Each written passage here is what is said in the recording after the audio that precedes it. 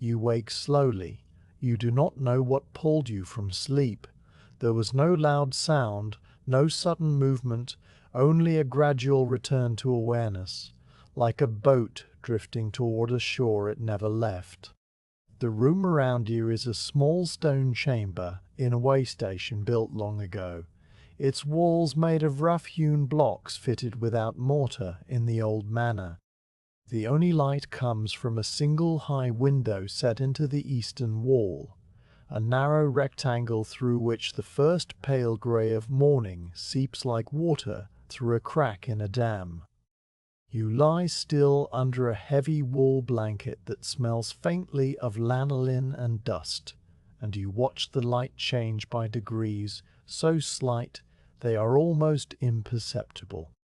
The beam from the window advances across the uneven floor stones, illuminating first a patch of bare rock, then the edge of a worn leather sandal you placed there the night before, then the coiled strap of your satchel. The room holds almost nothing.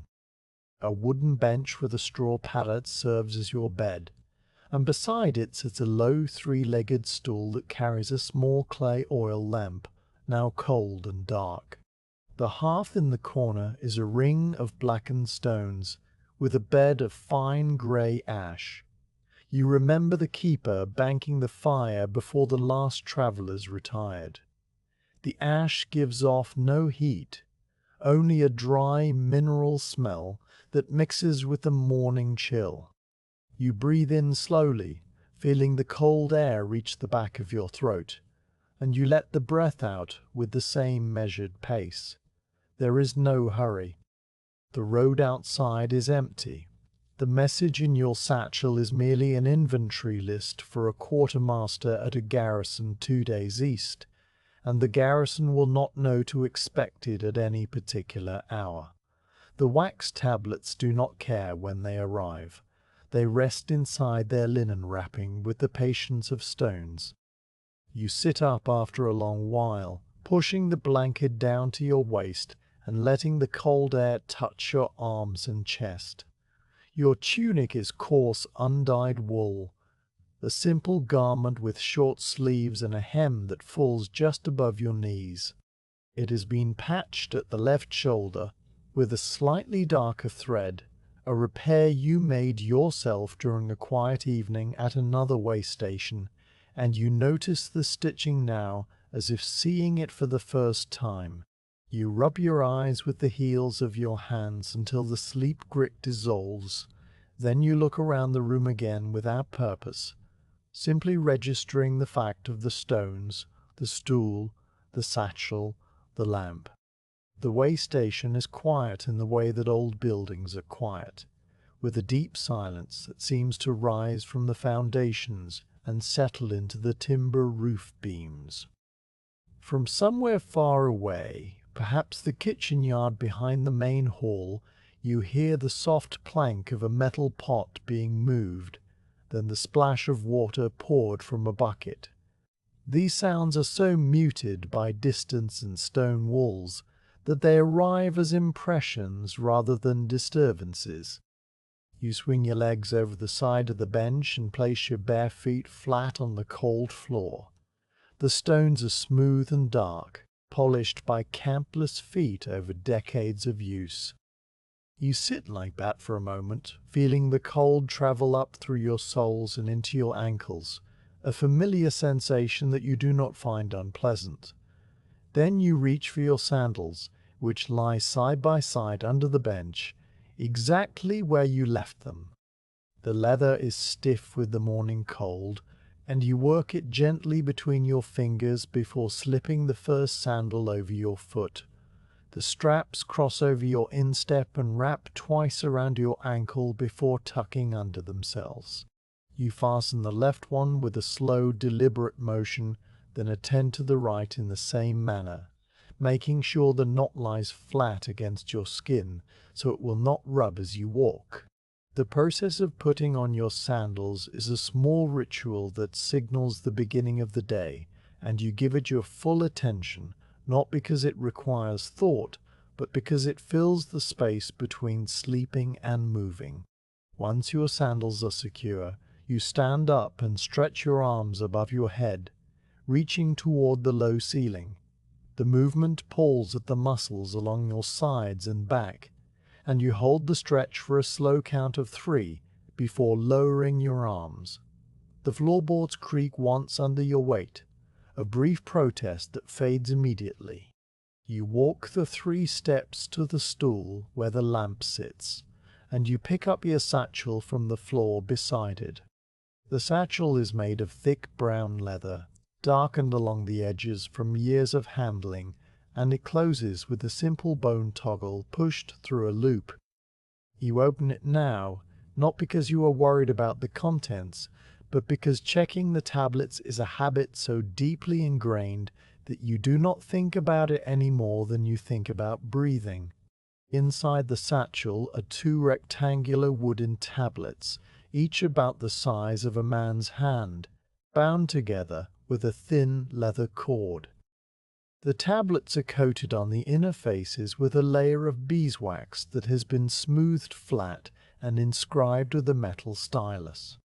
The writing is a neat list of supplies: 20 amphorae of wheat, 12 jars of salted fish, 8 bundles of iron tent pegs, quantities of oil, wine, and vinegar.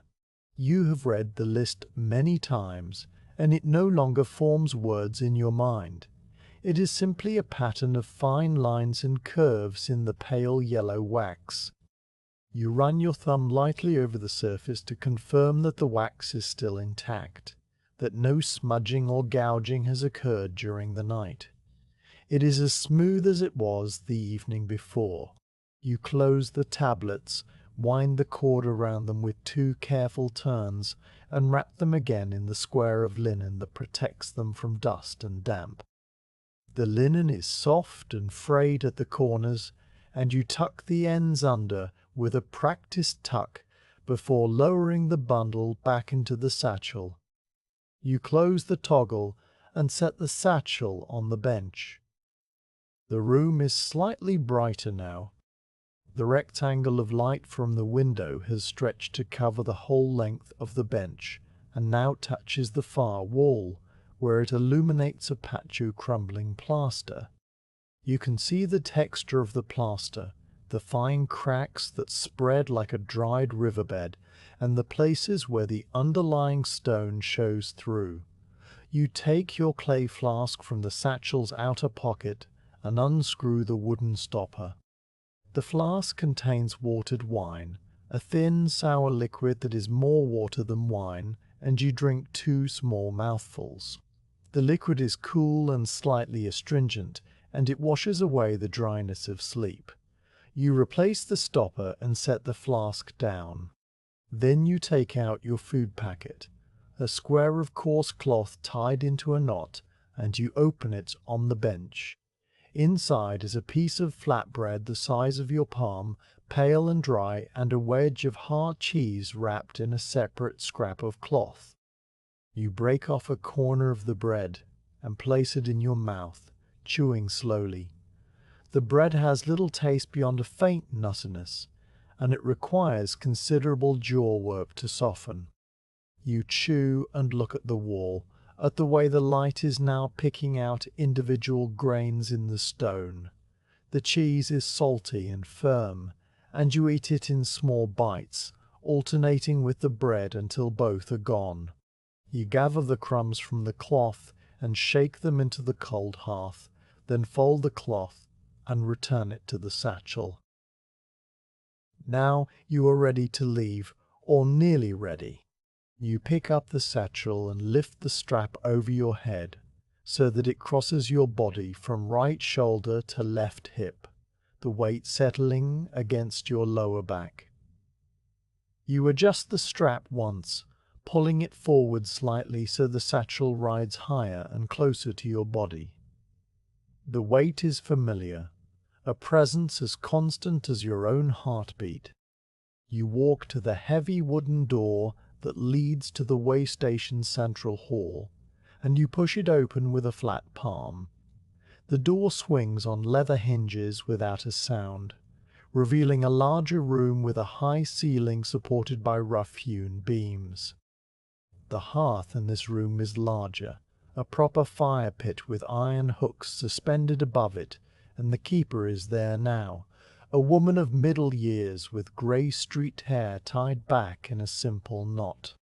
She is stirring something in a copper pot, and the smell of heated grain and water reaches you. A mild, comforting scent, like wet hay warmed by the sun. She does not look up, and you do not speak. You cross the hall with quiet steps, your sandals making a soft hushing sound on the flagstones. The main door of the waystation stands open to the road, and through it you see the world outside washed in the colourless light of early dawn. You step across the threshold and onto the packed earth of the road. The air outside is colder than the air inside, and you feel it immediately on your cheeks and the backs of your hands. You stop just beyond the door and take a slow breath, filling your lungs with the clean, thin scent of mountain air. The road stretches away in both directions, a pale ribbon that climbs into grey-green hills to the east and drops into the mist-filled valley to the west. You turn east, because that is the direction of your journey, and you begin to walk. Your first few steps are stiff, the muscles in your legs still waking, but after a dozen paces the stiffness eases and your stride lengthens into its natural rhythm. The satchel bounces gently against your hip with each step, a soft repetitive thump that soon fades from your conscious awareness. The road at this point is wide enough for a single cart, bordered on the uphill side by a low stone retaining wall, and on the downhill side by a shallow drainage ditch. The surface is packed gravel and small stones that crunch under your sandals, with a sound like a knife grinding on a whetstone. You keep to the center of the road where the footing is most even, and you walk at a pace that is neither fast nor slow, a pace you could maintain from sunrise to sunset without strain. The light continues to grow, shifting from grey to pale gold as the sun clears the ridge behind you. Your shadow stretches before you on the road, a long, thin figure that mimics your movements with perfect fidelity.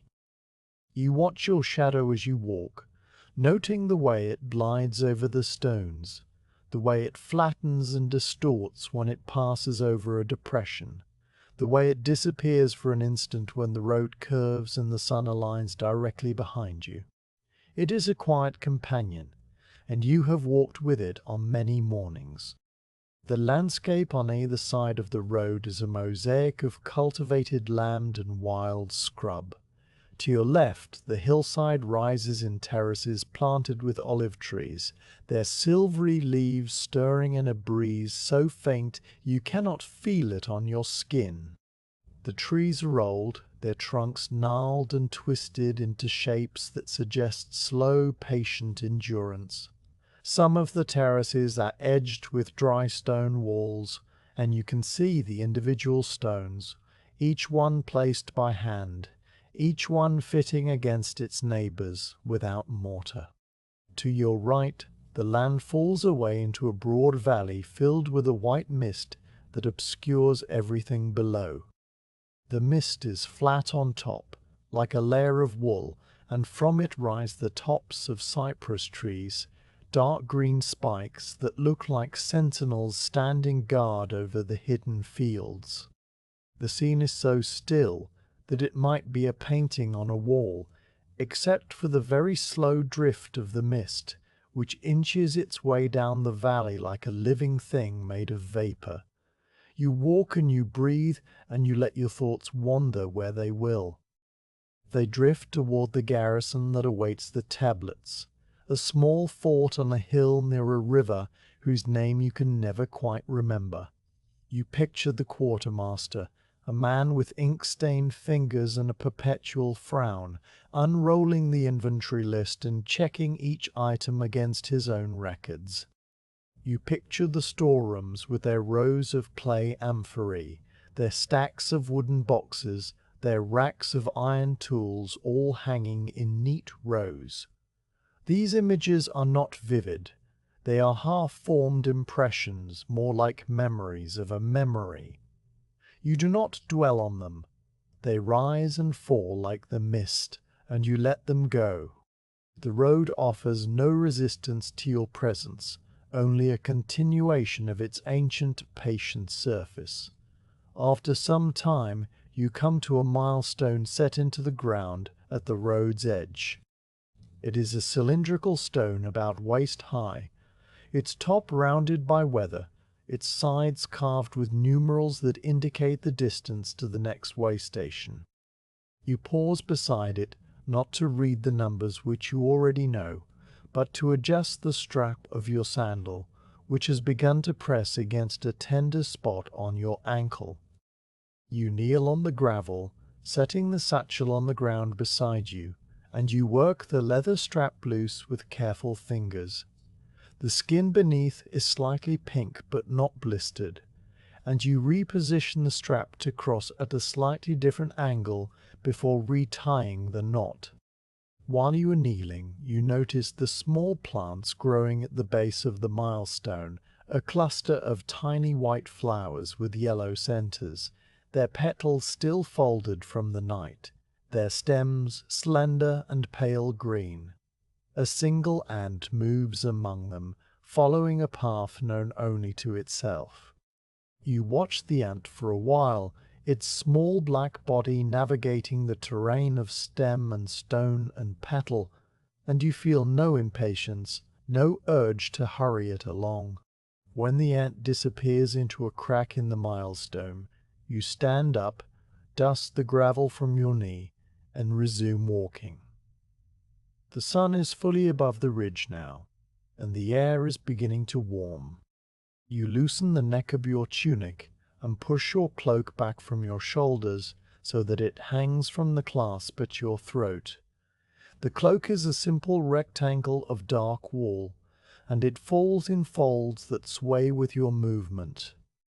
The road continues to climb gently, and you feel the slight extra effort in your breathing, a deepening of each inhalation that is barely perceptible.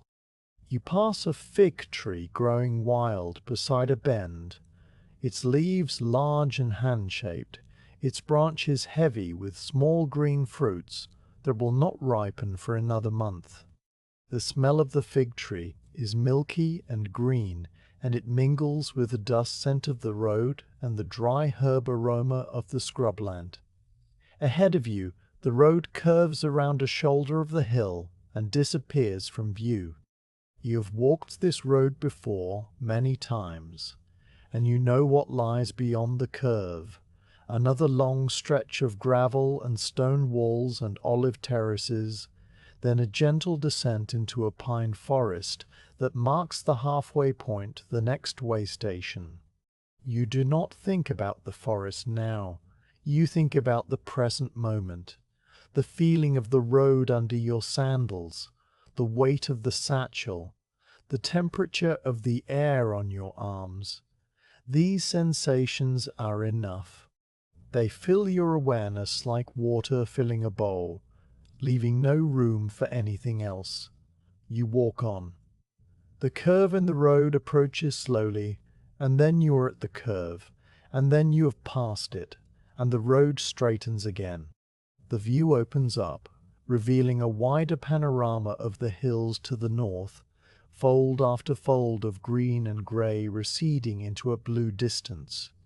A single bird hangs in the sky, a hawk or a falcon, riding a thermal without moving its wings. You watch it for a moment, then lower your gaze to the road, and you continue placing one foot in front of the other with a rhythm as steady as the turning of a wheel. The morning has only just begun, and the day stretches before you like a long, quiet road that has no end and no beginning, only the walking.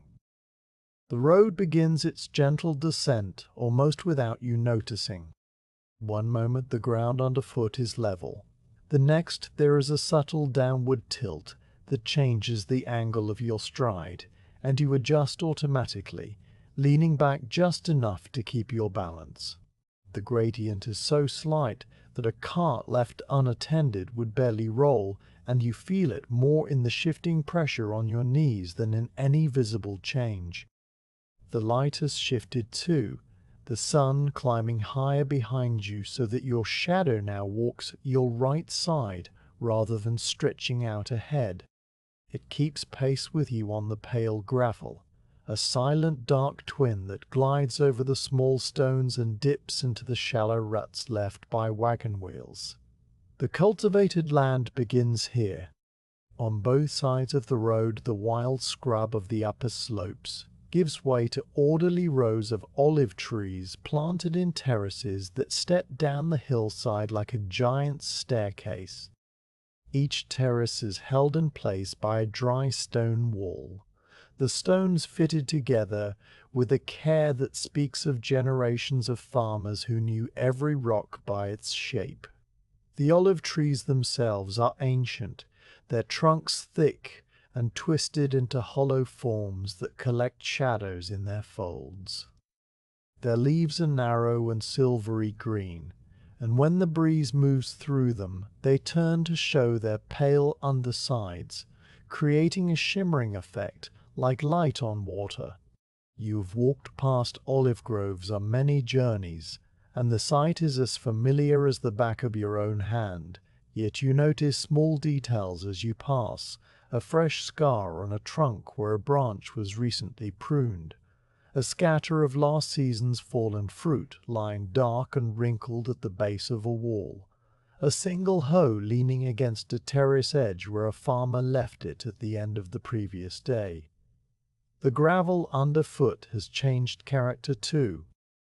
It is finer here, crushed limestone that has been worn down by traffic until it is almost like coarse sand, pale grey verging on white. Your sandals leave shallow impressions that fill in slowly behind you, and the sound they make is not the crunch of broken stone, but a softer, hushing scuff that whispers with each step. You listen to that sound for a while, letting it become a kind of background rhythm that your mind does not need to track. The scuff, scuff, scuff blends into the quiet of the morning, as continuous and unobtrusive as the flow of a slow stream. A stone boundary marker appears at the left side of the road, a rectangular pillar of local limestone that rises to the height of your hip. The top is rounded and speckled with pale grey lichen, and the front face bears a carved numeral, probably indicating a distance or a property line, though the edges of the carving have softened with age until the number is more a suggestion than a statement. You do not pause to read it. Your steps carry you past without slowing, but your eyes register the marker, the lichen, the way a small tuft of dry grass has taken root in a crack near the base. Then the marker is behind you, and the road continues. The morning mist that filled the valley earlier has not entirely lifted. It clings now to the lowest parts of the landscape, pooling in the hollows between hills and draping itself over the distant valley floor like a thin layer of carded wool. You can see the top of the mist from your elevated position, a flat white surface that looks solid enough to walk on, pierced here and there by the dark spires of cypress trees. The mist moves very slowly, shifting and settling, and you notice that its edge creeps up the lower slopes in a tide that will reverse when the sun grows warm enough. For now, it remains a quiet presence, softening the base of the hills and erasing the horizon. Somewhere above you, on the terraced hillside, a goat bleats.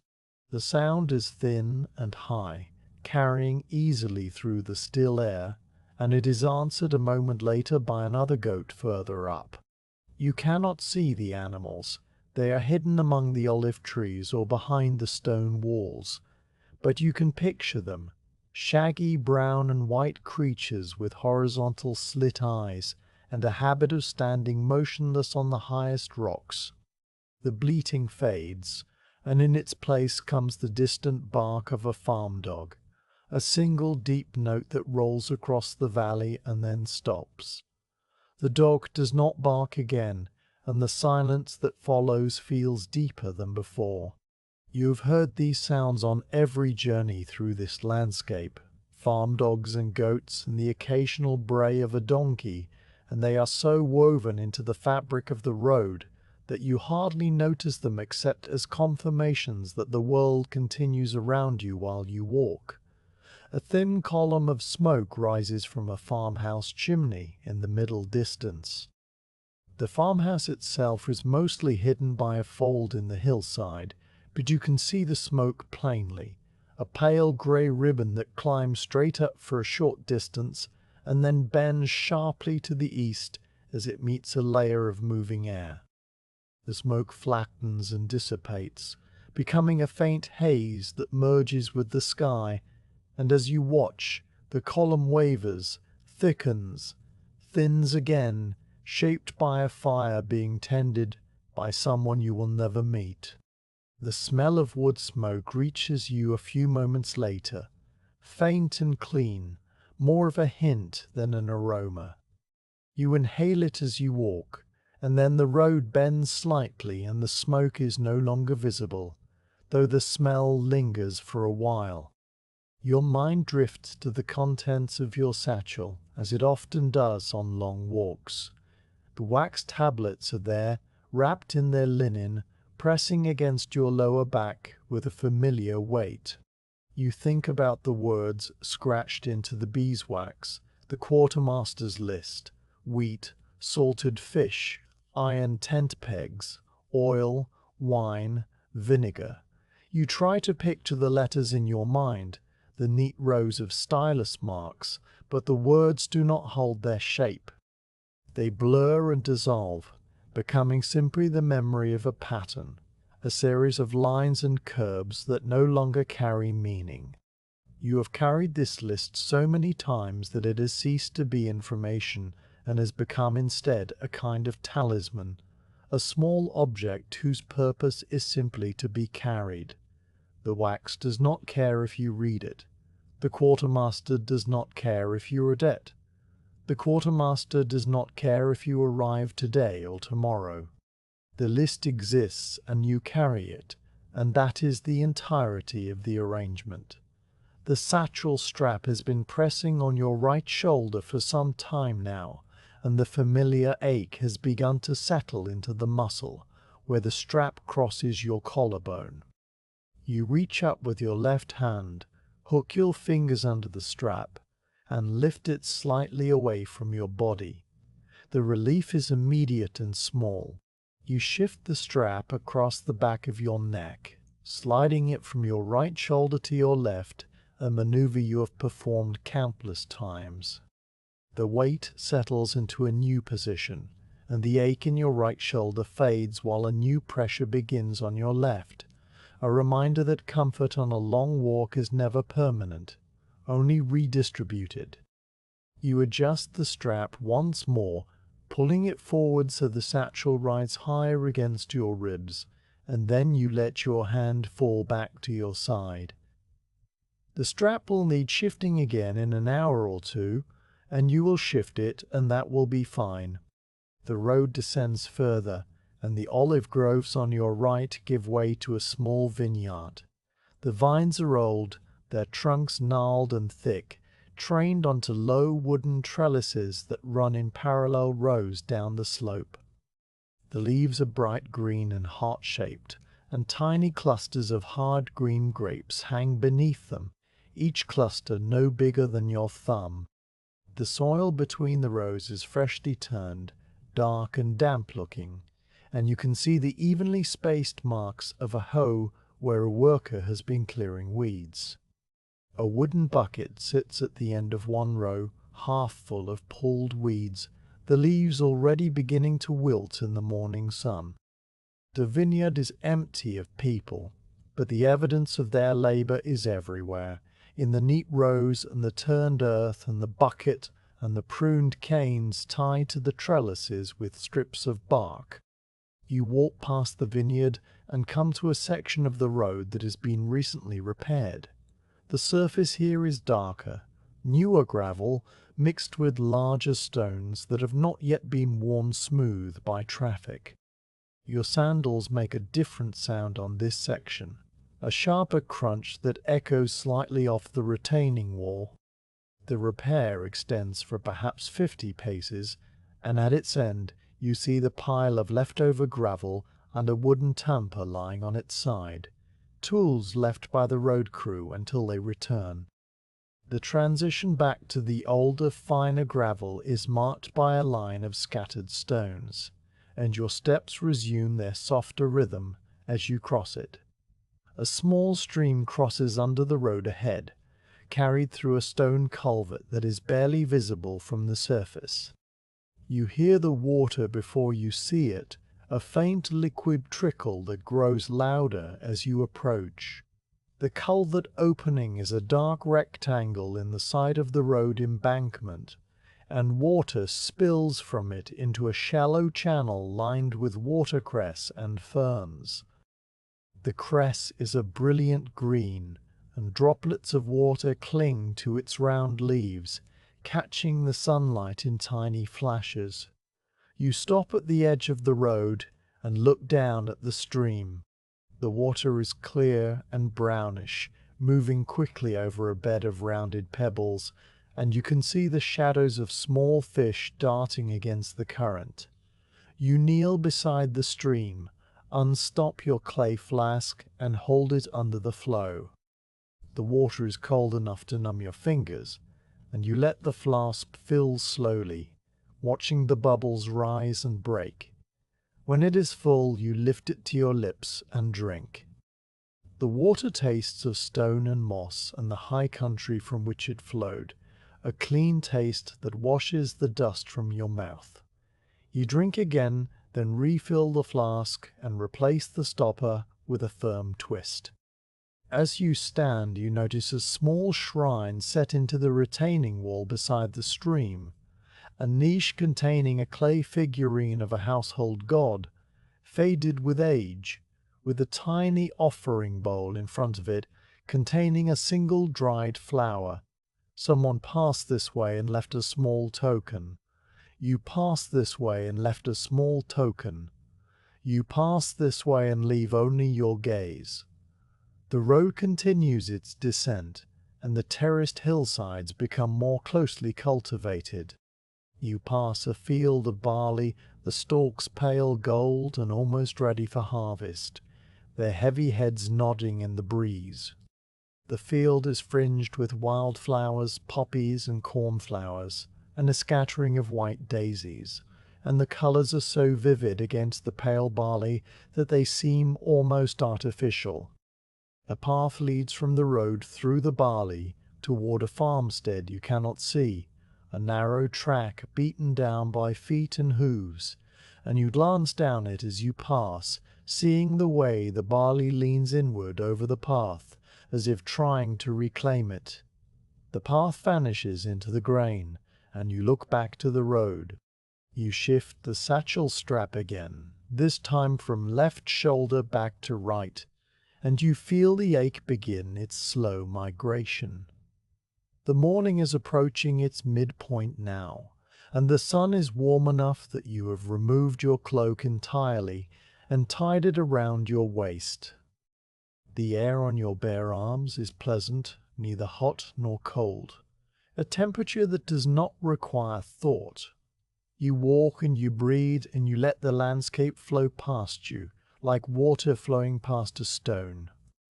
The olive trees, the stone walls, the boundary markers, the distant bleat of goats, the smell of dry earth and wild thyme crushed underfoot, these are the elements of the road, and you receive them all with the same quiet attention, without picking one out as more important than another. The road flattens out for a stretch, running along the contour of a hill, and your shadow swings around to walk directly beside you. The sun is high enough now that the shadow is short and compact, a dark pool that clings to your heels.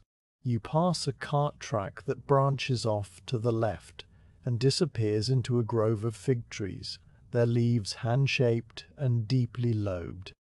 The figs are still hard and green, but you know that in a few weeks they will soften and darken, and travellers on this road will reach up from their carts to pluck them as they pass. You have done so yourself in seasons past. Today you do not stop. You simply note the presence of the figs and continue walking. Ahead, the road begins to curve around the shoulder of the hill, and you can see the first dark shapes of pine trees rising in the distance, a smudge of deep green against the paler green of the slopes. That is the edge of the forest, and it marks the halfway point to the next waystation. You are not in a hurry to reach it. The forest will be there when you arrive, and the road between now and then is its own destination. You check the position of the satchel, adjust the toggle closure with a small push of your thumb, and feel the solid edge of the tablets through the leather. Everything is as it should be. The sun continues its slow arc, the mist continues its slow retreat, and you continue your slow walk, one step after another, into the quiet heart of the morning. The olive groves thin out, without ceremony. One moment, the terraced trees are still marching down the slope in their orderly rows, and the next moment the rows are broken, then sparse, then gone. The road continues, but the cultivated land has ended, and in its place comes a rougher country of low shrubs and scattered rocks and the first real gradient of the day. The air changes here, becoming cooler and drier, with a clean sharpness that catches at the back of your throat. You notice the change without pausing to consider it, the way you notice the shift from gravel to packed earth under your sandals, a transition that happens over several dozen paces and then is complete. The road is narrower now, just wide enough for a single cart, and it has not been repaired in a long while. The surface is hard-packed dirt, with stones embedded in it, rounded stones that protrude like the knuckles of a buried giant. Generations of cart wheels have worn shallow ruts into the earth, and you walk in the left rut for a while, then switch to the center where the ground is slightly more even. Your sandals make a dull, solid sound on the packed dirt, a sound without echo, absorbed immediately by the hillside on one side and the open air on the other. The retaining walls that lined the lower road have disappeared. Here the road is simply a shelf cut into the slope, and the downhill edge falls away without a barrier, a gentle drop of a few feet onto a slope of loose scree and low brush. The vegetation has changed character. The olive trees have been replaced by shrubs of juniper and broom, low-growing plants that spread across the hillside in tangled patches. The juniper has a dark blue-green color and small sharp needles that gleam in the sunlight. The broom has thin, straight stems and tiny leaves, and scattered among them are the first yellow flowers of the season, small pea-like blossoms that nod in the breeze. When the sun warms the broom, it releases a scent, dry and peppery and slightly sweet, and this scent drifts across the road in faint pulses. You smell it as you walk, and the smell becomes part of the landscape, another layer in the quiet accumulation of sensory details. The road begins to rise in earnest, the gradient increasing from a gentle tilt to a more insistent climb. You feel it first in your calves, a slight tightening with each step, then in your breathing, which deepens by a small degree. You adjust your pace without thinking, shortening your stride slightly, and the adjustment is so automatic that you are not aware of having made it. Your body knows how to climb. It has done this many times on many roads in many seasons. The satchel weight shifts against your back with a changed angle, settling lower, and you reach back to tug it higher, a brief motion that interrupts nothing. On either side of the road the scrub grows thicker, and among the juniper and broom you begin to see other plants, clumps of wild thyme growing in the cracks between rocks, their tiny leaves releasing a familiar herbal scent when your cloak brushes against them, pale green cushions of stone crop wedged into crevices. A single spiky agave, its fleshy leaves edged with thorns, planted long ago as a boundary marker, and now gone wild. A small brown lizard basks on a flat stone at the edge of the road, its body perfectly still, its throat pulsing with rapid breaths. You see it as you approach, and you slow your steps without deciding to, giving the creature space to decide whether to flee. It does flee, a sudden scuffle that carries it over the edge of the stone and into the shadow beneath, and you continue walking through the space where it had been. The stone is still warm from its body, though you do not touch it to find out. Higher up, the road curves in a series of shallow switchbacks that ease the climb by lengthening it. Each leg of the switchback is perhaps 100 paces long, and at each turn the view behind you widens, the valley floor revealing more of itself. You pause at the second switchback, not because you are tired, but because the pause presents itself as a natural thing to do. You turn and face downhill, your back to the mountain, and you look out over the road you have walked. The waystation, where you slept, is invisible now, tucked behind a fold of the hills, but you can see the terraced olive groves, the pale ribbon of the road winding through them, the darker smudge of the vineyard, the silver thread of the stream you crossed. The mist in the valley has burned off entirely, revealing a patchwork of small fields and farmhouses, and the occasional flash of a roof tile catching the sun. The world below you is quiet and orderly, a landscape arranged by centuries of patient labor, and from this height it looks like a map of itself. You stand at the turn for a long moment, letting your breathing slow back to its resting rhythm. The wind is stronger here, a steady current of air that flows along the mountainside and pushes at your tunic and cools the skin of your arms. You pull your cloak back up over your shoulders, not because you are cold, but because the wind carries a chill that feels cleaner with a layer of wool between it and your skin. The cloak settles around you with a soft weight, and you turn back to face the road and resume walking. The third switchback is steeper than the first two, and you feel the effort of it in your thighs now, a pleasant warmth that spreads through the muscles. Your breath settles into a pattern that matches your steps, 4 strides to each inhale, 4 strides to each exhale. The pattern is not something you impose, it happens on its own, a natural synchronization of body and terrain.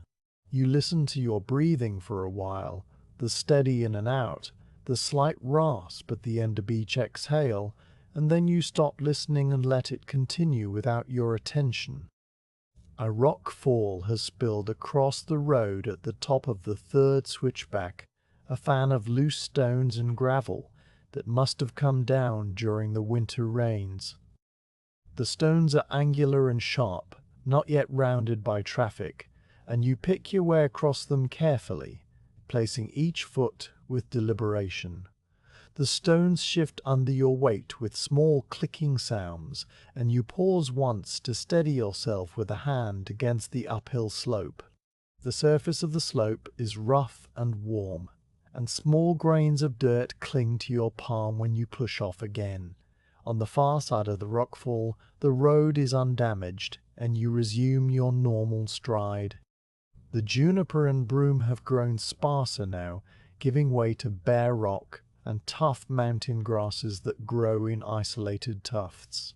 The soil is thinner here, barely covering the underlying limestone, and the plants that survive are small and hardy and deeply rooted. You see a patch of wild lavender, its grey-green leaves and purple flower spikes bending in the wind, and you brush your fingers across the tips as you pass, releasing a brief cloud of fragrance that reminds you of linen chests and sun-warmed courtyards. The scent fades quickly, dispersed by the wind, and you are left with the dry mineral smell of rock and dust. The road continues to climb, and the mountains ahead are visible now through gaps in the terrain, grey and white peaks that seem to float above the lower hills. They are still far away, a day's walk or more, and they do not appear to get any closer, no matter how many steps you take. You know from experience that they will not seem closer until you are actually among them. The distance in the mountains is deceptive, that a peak that looks an hour away can remain a full day's journey. You do not think about the mountains in terms of distance. You think about them simply as shapes against the sky, jagged lines and smooth domes, and the faint gleam of snow on the highest summits. The sun is well past its midpoint now, and the light has taken on a golden quality that deepens the colors of the landscape. The grey rocks become warmer, tinged with ochre and rose, and the shadows stretch out longer, pointing eastward. Your own shadow walks behind you now, a tall, thin figure that climbs the slope at your heels. You notice that the shadow's head reaches far up the road, bending over the rises, and then you stop noticing and simply walk. Your sandal thong loosens. You feel it first as a slight shift in the fit, the leather strap that crosses your instep suddenly less snug, and then the heel of the sandal begins to slide sideways with each step. You stop on a level patch of road and kneel down to fix it, setting your satchel on the ground beside you. The leather is warm from the sun and from the heat of your foot, and it has stretched slightly over the course of the morning. You pull the strap tight, working the end through the buckle, and you test the tension with your thumb. It needs another pull, and you give it, then tuck the loose end under the crossed strap so it will not drag on the ground. While you are kneeling there, a small beetle crosses the road near your knee, a black insect with a rounded shell that gleams like polished obsidian. It moves with a slow, deliberate gait, its legs picking their way over the gravel, and you watch it until it reaches the far edge of the road and disappears into a clump of grass.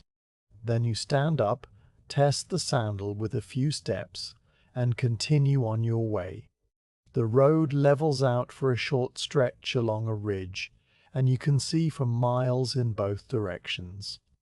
To the south, the valley you climbed out of spreads like a green and gold quilt, stitched together by hedgerows and stone walls.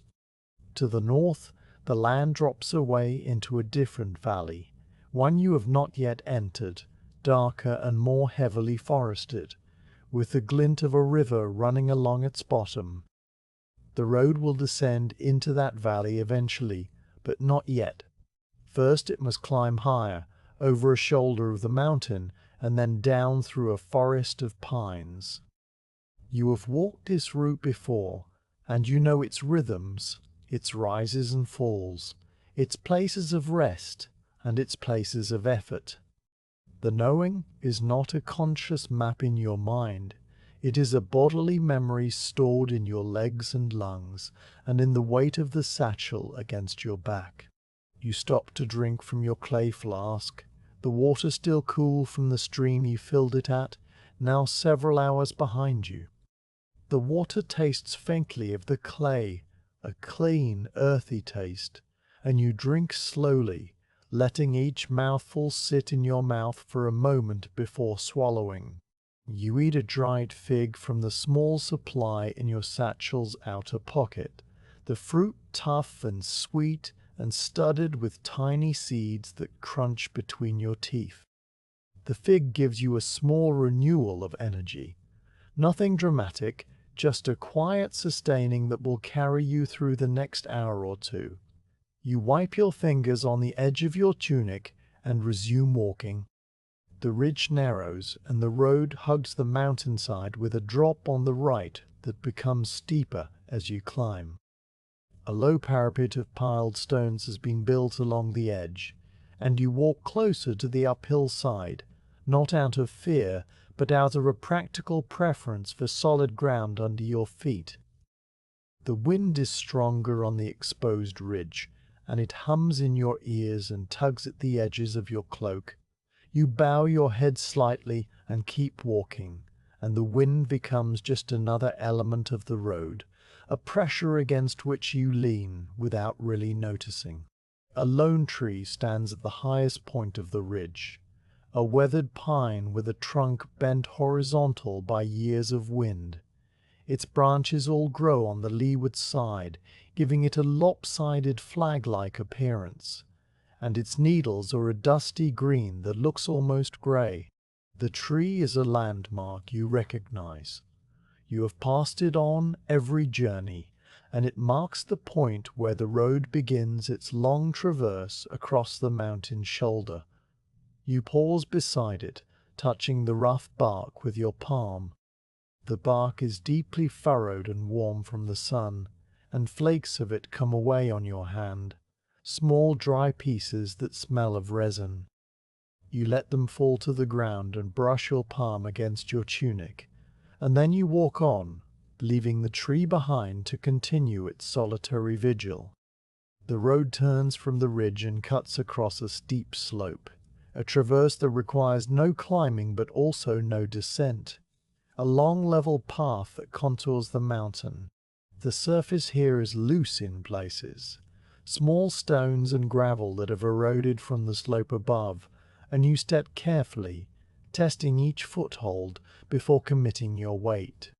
The sound of your footsteps is different on this loose surface, a sliding crunch rather than a solid step, and the stones occasionally roll downhill with a small clatter before coming to rest in the scrub below. You watch the path ahead, picking out the firmest spots, and you move across the traverse with a slow, steady concentration that feels almost like meditation. The view from the traverse is the broadest you've seen all day, an enormous sweep of mountain and valley and sky. The peaks ahead are sharper now, more defined, their ridges and gullies picked out by the slanting afternoon light. Clouds have begun to gather around the highest summits, thin wisps of white that cling to the rock and then dissolve, and you can see the shadows of the clouds moving across the lower slopes, dark patches that flow over the terrain like water. The sight is so vast that your mind does not try to comprehend it. You simply look, letting the immensity wash over you without analysis, and then you lower your gaze back to the path and continue placing one foot in front of the other. The traverse ends at a notch between two hills, a low saddle where the road passes through and begins its descent toward the pine forest. The ground here is level and grassy, a small meadow of sorts, and you see the remains of an old campfire, a circle of blackened stones with a bed of grey ash inside. The ash is cold and has been rained on at least once, the surface pocked with the marks of water droplets. Someone stopped here, perhaps a shepherd or another courier, and built a fire and sat beside it and then moved on. You do not stop. You cross the saddle at your walking pace, and the road begins to tilt downward again, a gentle descent that will carry you into the trees. The pine forest appears ahead, a dark band of green that stretches across the mountainside, and the road leads directly into it.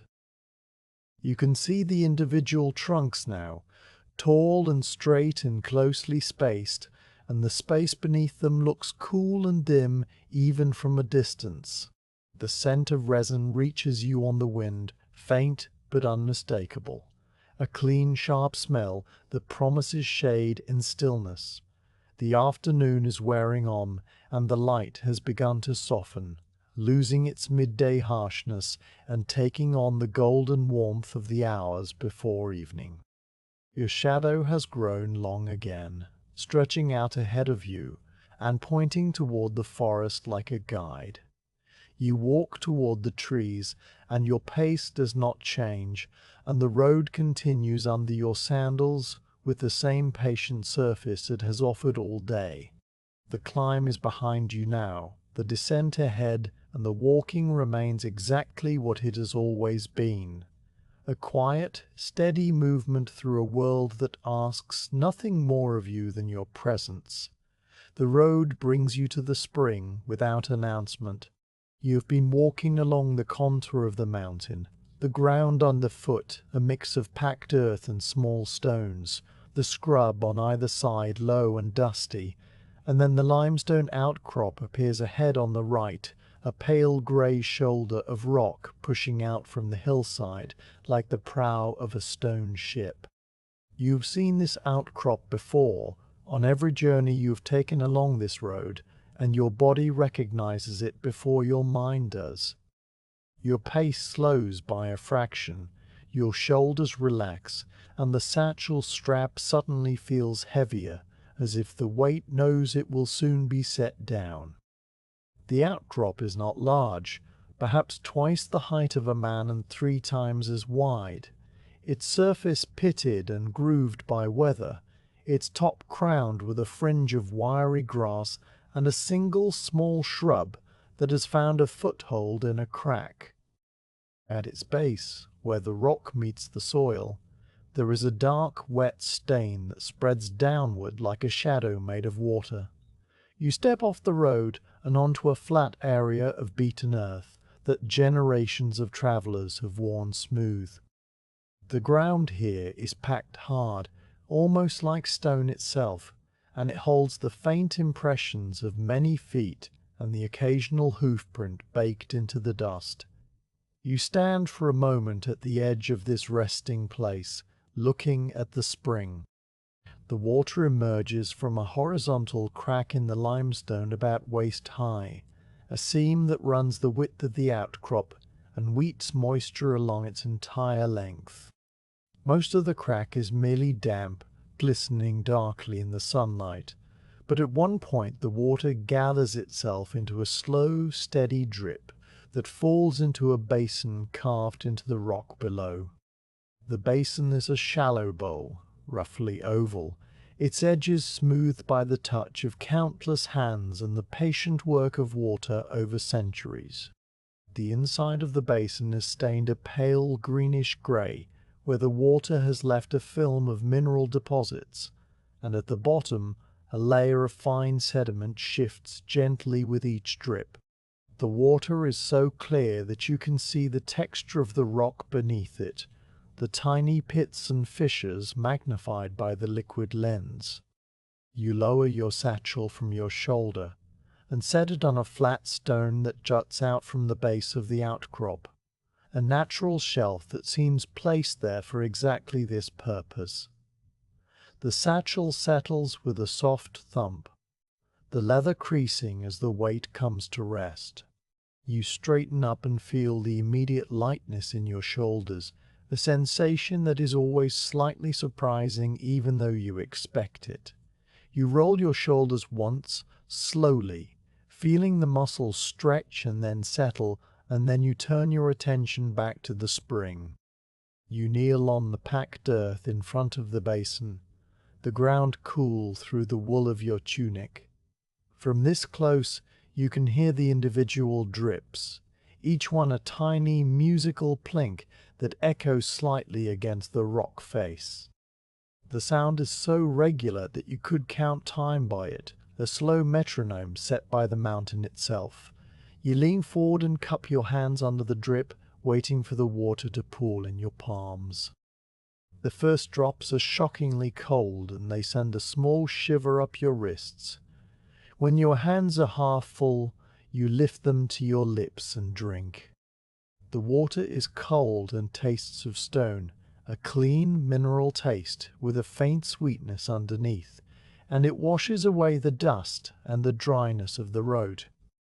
You drink again, letting the water fill your mouth completely before swallowing, feeling the cold travel down your throat and into your chest.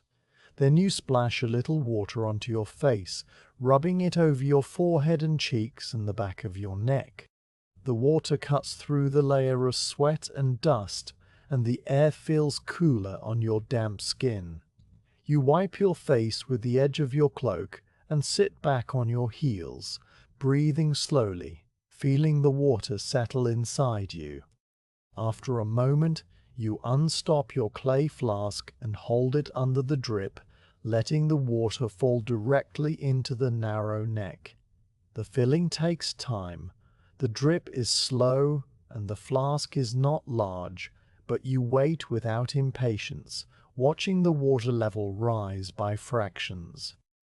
The sound changes as the flask fills, the plink becoming a deeper plunk, and when the water reaches the top, you replace the wooden stopper with a firm press and set the flask aside on the stone shelf next to your satchel.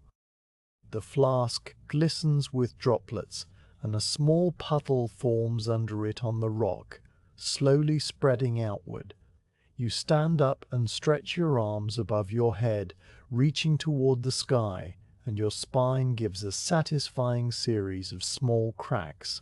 Then you settle yourself against the limestone outcrop, finding a place where the rock curves inward just enough to support your back.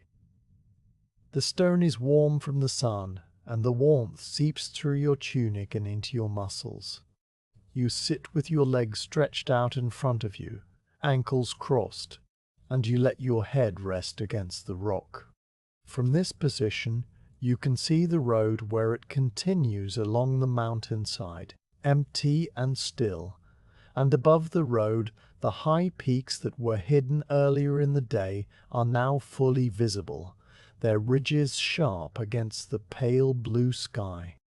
The highest peak wears a cap of snow that gleams white in the midday sun, and below the snow the rock is banded in shades of grey and brown and ochre.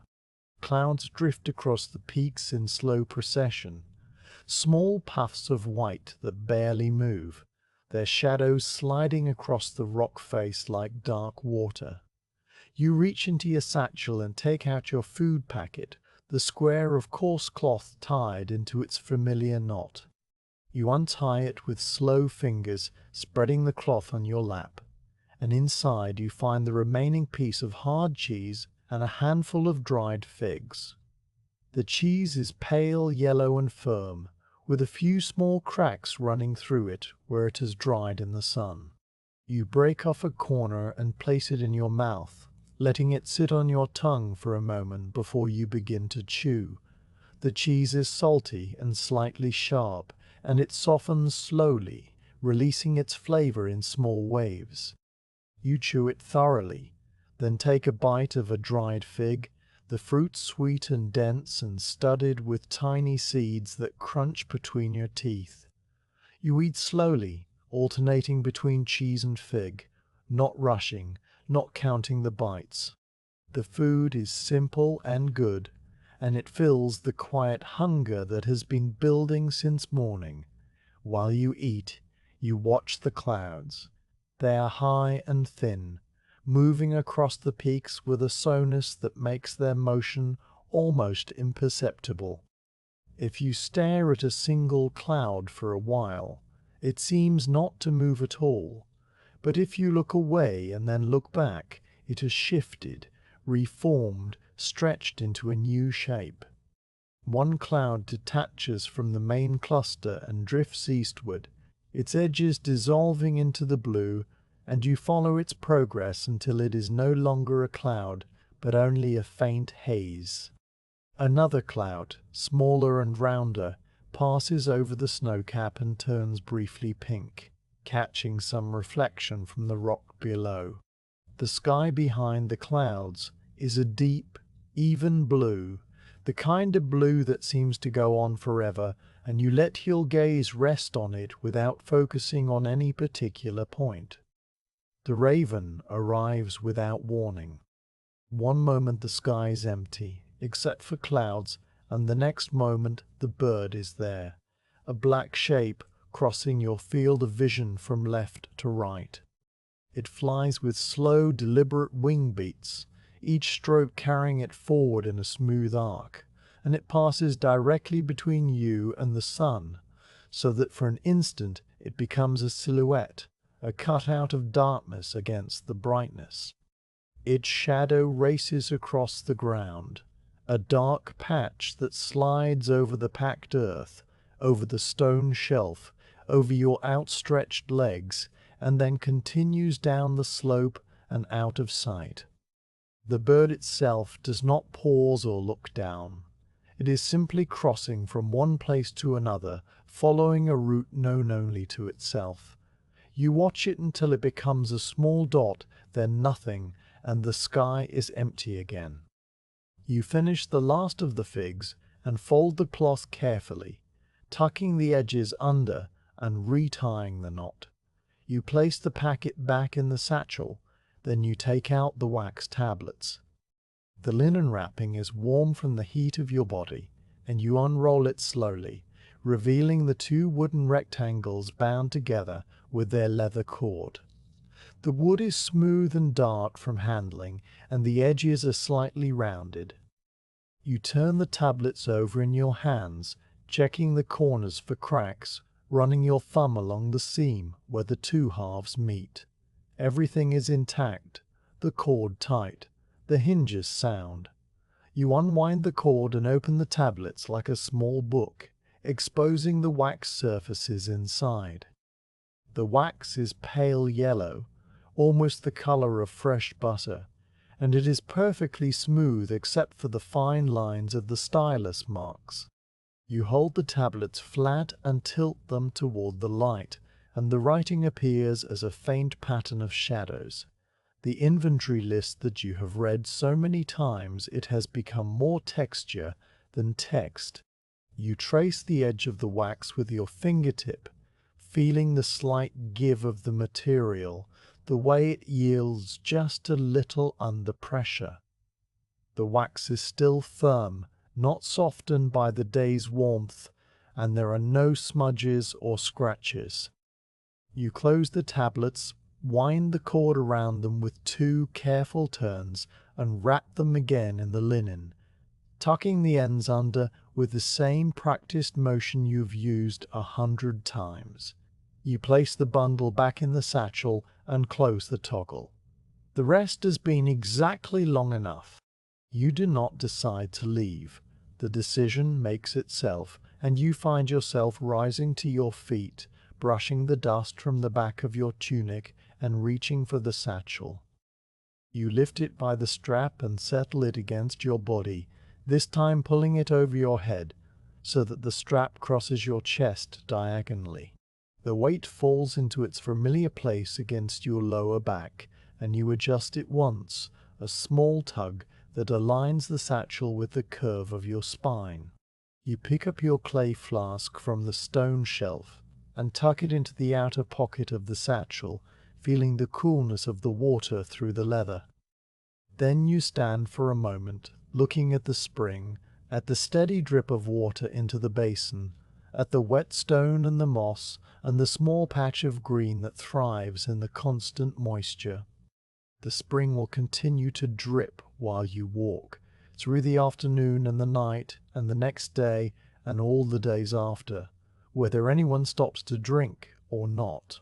It has been doing so for longer than anyone can remember, and it will do so for longer than anyone can imagine. This thought does not feel large or significant. It is simply a fact, like the fact of the road or the fact of the sky.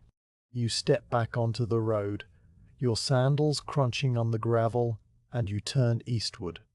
The sun is slightly past its highest point now, beginning its slow descent toward the western ridges, and your shadow has shifted to walk at your left side. The air is still warm, but there is a subtle change in the light, a softening that hints at the later hours to come.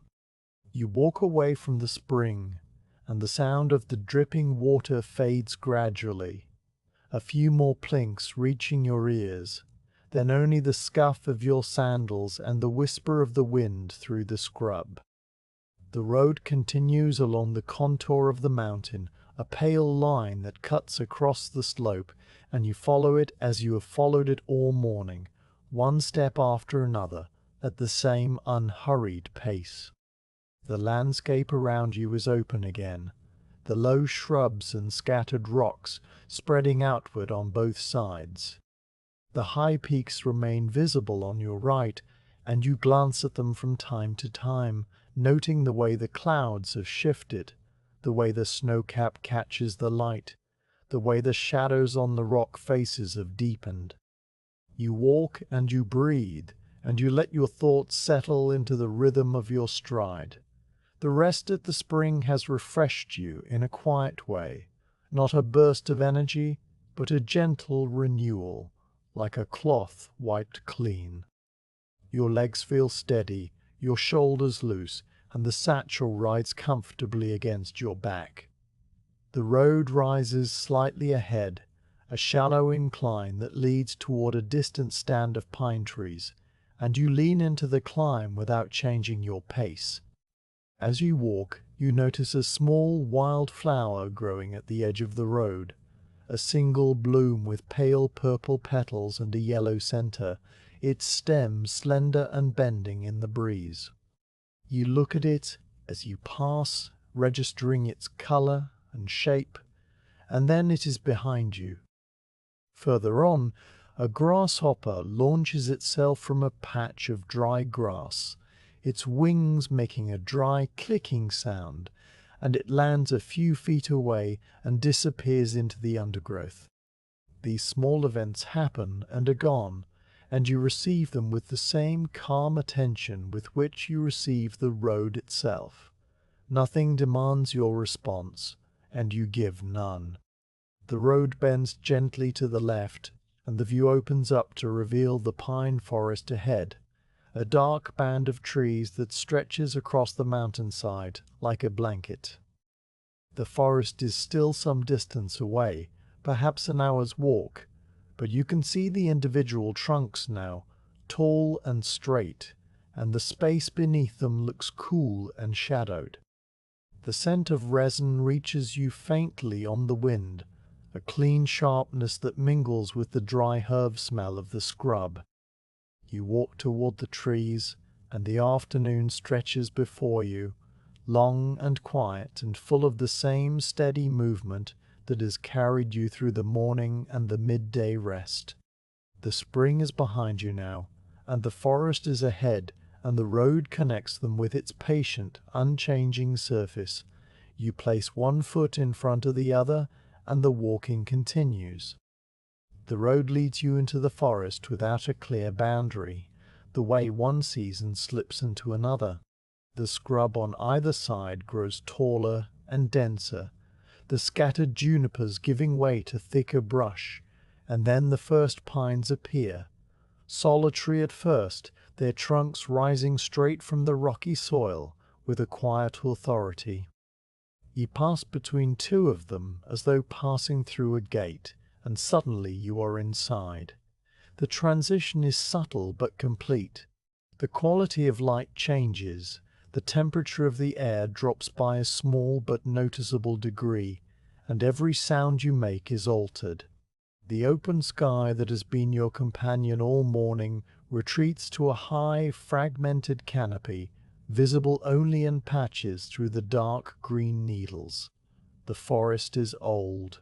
The pines have grown here for generations, their trunks thick and straight and spaced with a regularity that seems almost planned, though it is only the result of slow competition for light and soil. The lower branches are bare, long since shed as the trees reached upward, leaving smooth columns of reddish-grey bark that rise to a height well above your head before the first living branches spread outward. The bark is deeply furrowed in vertical patterns, each crevice a small ecosystem of shadow and dust, and in places it oozes translucent beads of resin that catch the light like tiny gems.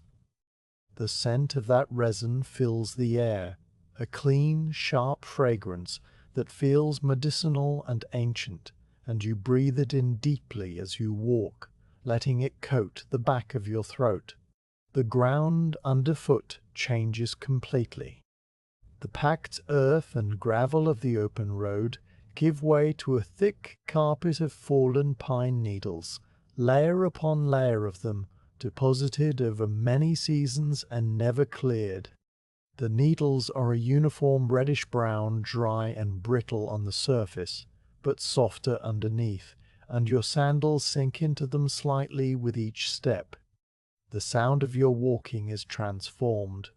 The crisp crunch of gravel becomes a soft, muffled hush, a sound like a whisper repeated endlessly. It is a sound that does not carry, does not echo, but is absorbed immediately by the needles and the tree trunks and the still air. You find yourself listening to this new sound, the hush, hush, hush, that keeps time with your stride, and after a while you stop listening and simply accept it as part of the forest's quiet. The road through the forest is narrower than it was on the open mountain, reduced to a single track that winds between the trunks. The trees are close enough on either side that you could touch them if you stretched out your arms, though you do not. The path is still visible, a faint ribbon of more compacted needles where feet have passed, but the forest is slowly reclaiming it. Young saplings push up at the edges. Their needles are brighter green than the older trees, and fallen branches lie across the path in places, their wood silvered and softened by decay. You step over them without breaking stride, your legs lifting a little higher, your feet finding clear ground by instinct. The light in the forest is a thing of constant, slow movement. The sun, which on the open road was a single bright presence, is here broken into 1,000 shifting pieces. Beams of light slant down through gaps in the canopy, pale gold columns that seem almost solid, filled with drifting motes of dust and tiny insects that glow like sparks. These beams shift as the branches above stir in the wind, sliding across the forest floor in slow, liquid motions. You walk through alternating bands of light and shadow, and the temperature changes with each step. The light is warm on your shoulders and the back of your neck, while the shadow is cool and still and faintly damp. You pass from warmth to coolness to warmth again, a rhythm that matches the rhythm of your footsteps, and you notice it without comment, letting the sensation come and go. The forest is not silent, but its sounds are different from the sounds of the open road. There are no goats here, no farm dogs, no distant human voices. Instead, there is the wind, which moves through the high branches with a sound like the sea heard from very far away, a long sustained sigh that rises and falls in slow waves. When the wind strengthens, the branches rub against each other with a low creaking, a sound like old wood settling in a house at night, and then the gust passes and the sigh returns. These sounds are continuous and soft, and they blend together into a background that is more like a texture than a noise.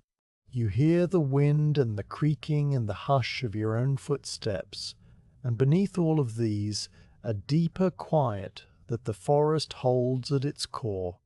You walk for a long while without thinking about the distance.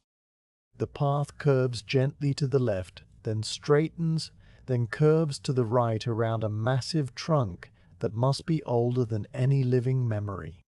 The trunk is so wide that 3 men could not join hands around it, and its bark is rough and deeply grooved, with plates of it lifting away at the edges like the scales of some enormous creature.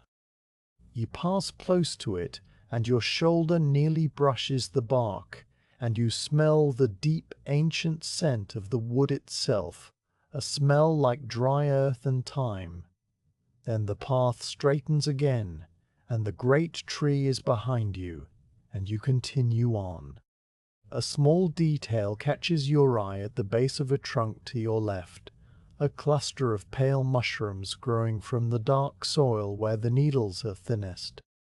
The mushrooms are small, their caps a soft cream color that stands out against the brown of the forest floor, their stems slender and slightly translucent. They grow in a tight group, pushing up through the needles with a quiet determination, and you slow your pace as you pass to look at them. The caps are smooth and unmarked, and one of them has a tiny droplet of moisture clinging to its edge, catching the light. You do not stop, but you carry the image of the mushrooms with you as you walk, a small bright picture tucked into the corner of your mind. Further along, a fallen log lies across the path, its wood dark with moisture, and covered in a patchwork of moss and pale lichen. The moss is a deep, velvety green, and it grows in rounded cushions that look soft to the touch.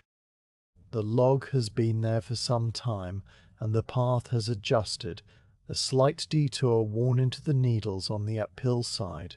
You follow the detour, your sandals sinking deeper into the uncompacted needles, and then you rejoin the main track on the far side. The log remains behind you, slowly returning to the soil from which it grew. A beetle crosses the path ahead of you, a dark shape moving with slow, deliberate purpose over the uneven surface of the needles.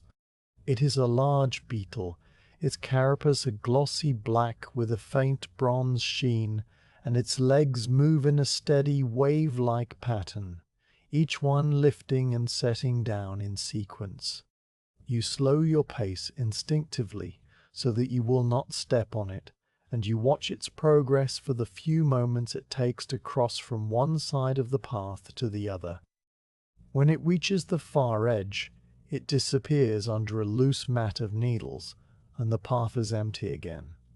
You resume your normal stride, and the beetle is gone.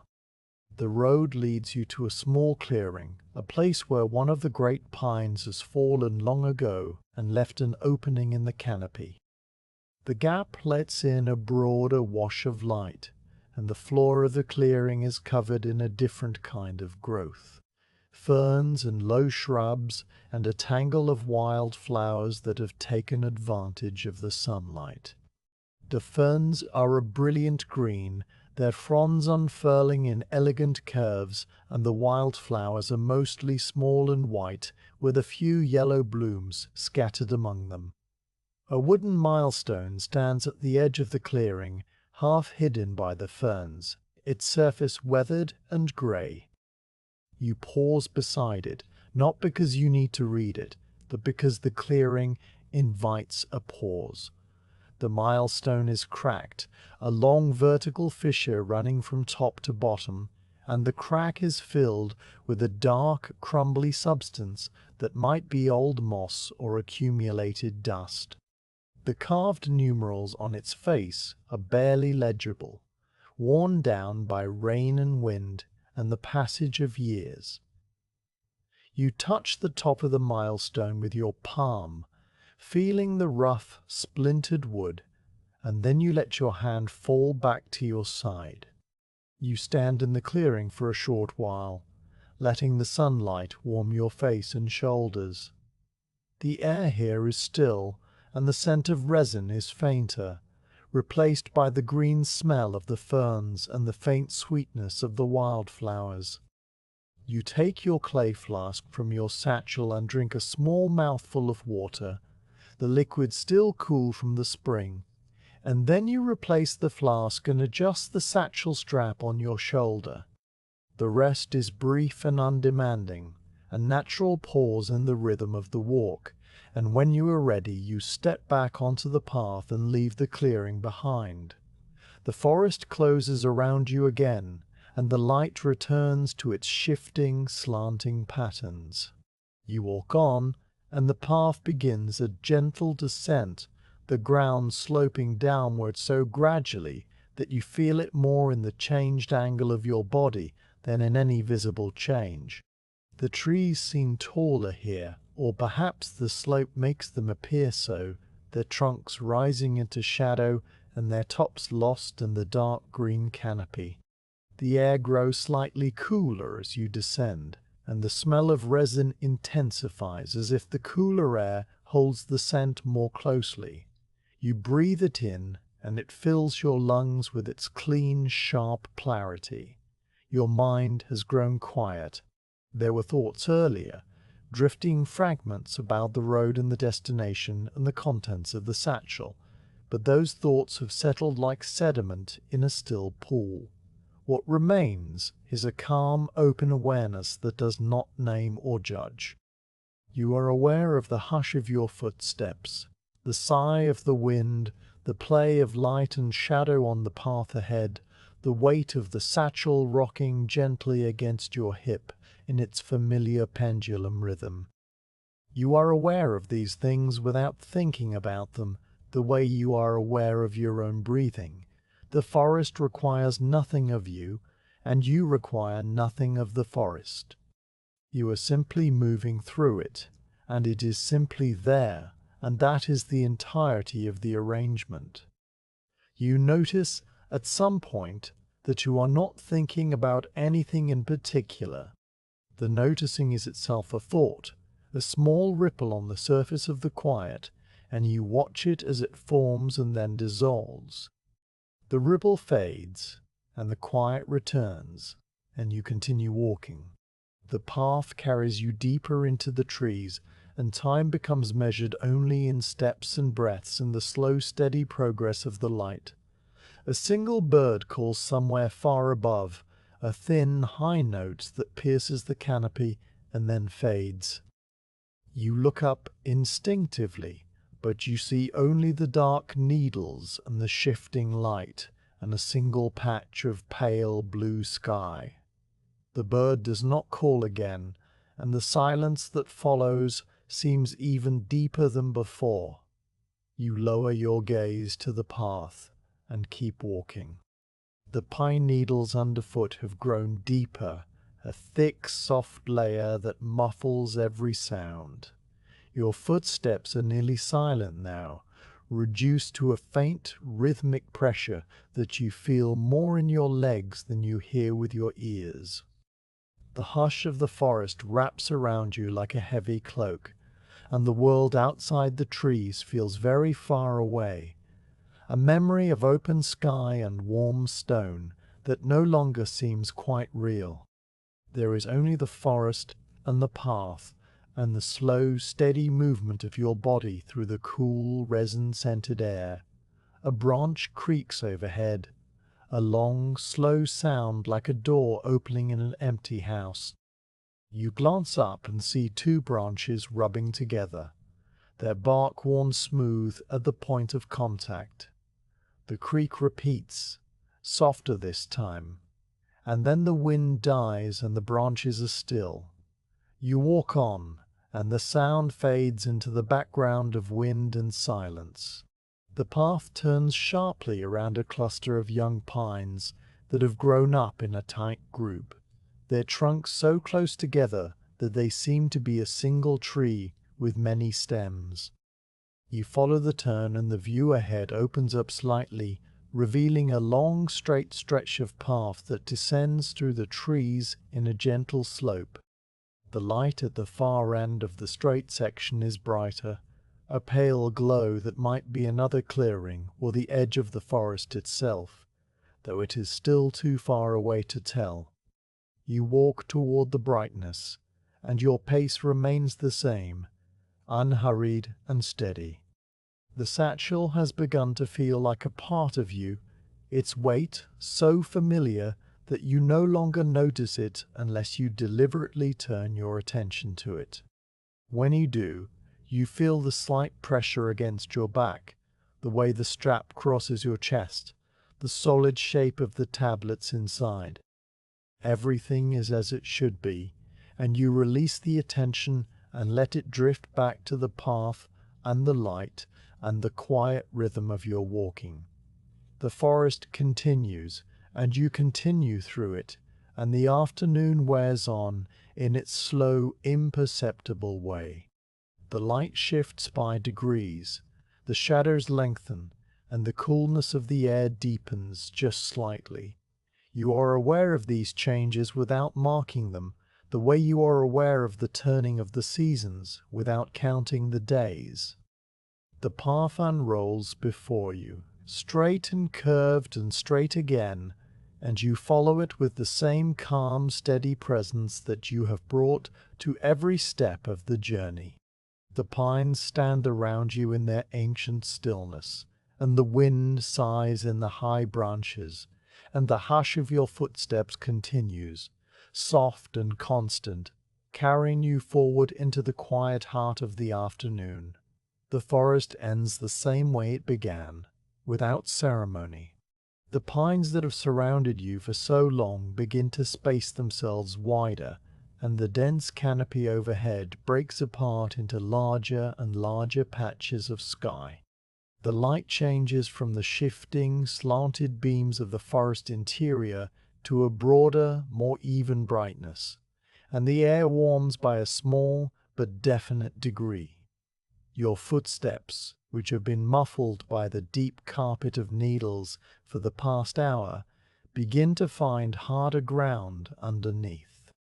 The hush, hush that has been your constant companion gradually gives way to a crisper sound, the subtle crunch of dry grass and thin soil. You notice these changes as they happen, each one a small signal that the forest is releasing you. The last pine stands at the edge of the tree line, a solitary sentinel that is shorter and more wind-bent than its forest companions.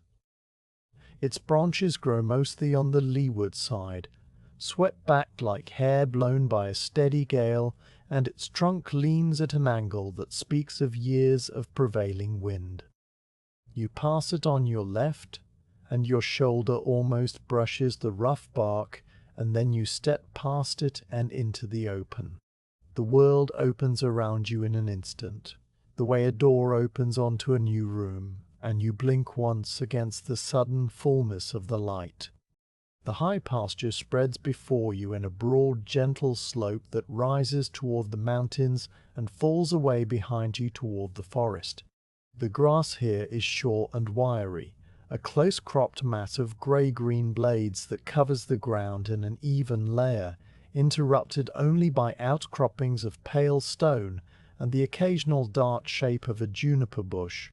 The grass ripples in the wind, and the ripples move across the pasture in waves, a slow, continuous motion that is both visible and audible, a soft, dry whisper that fills the space the way the pine sigh filled the forest. The sky above the pasture is enormous, a pale blue dome that seems higher and wider than the sky you walked under this morning, and scattered across it are small white clouds that drift in the same direction as the wind, their shadows sliding across the grass like dark ships on a pale sea. You stop at the edge of the pasture for a moment, not to rest, but to adjust to the change. The satchel has shifted slightly during the descent through the forest, and you reach back to tug it higher, settling the strap more securely across your chest. The leather is warm from your body heat, and it creaks faintly as you adjust it. You loosen the neck of your tunic, which you had pulled close in the cool of the forest, and you let the breeze touch your skin. The breeze is steady but not strong, a constant flow of air that carries the scent of grass and warm earth, and a faint, distant hint of something floral, perhaps wild thyme or a high meadow flower, you cannot name. You breathe it in, and then you begin to walk again, stepping onto the narrow track that leads across the pasture. The road here is less a road and more a suggestion of one. The grass has grown over most of it, and the path is defined not by gravel or packed earth, but by a slight depression in the turf where feet have passed. A shallow channel that is greener than the surrounding grass because the compacted soil holds moisture longer. You follow this channel without needing to look down. Your feet find it by instinct, guided by the subtle give of the ground and the memory of all the other feet that have walked this way before. The walking is easier here than it was on the mountain slope, the ground level and soft underfoot, and your stride lengthens slightly in response. The pasture is not empty. Ahead of you and slightly to the right, where the slope levels out into a broad bench of land, you see a cluster of small stone huts.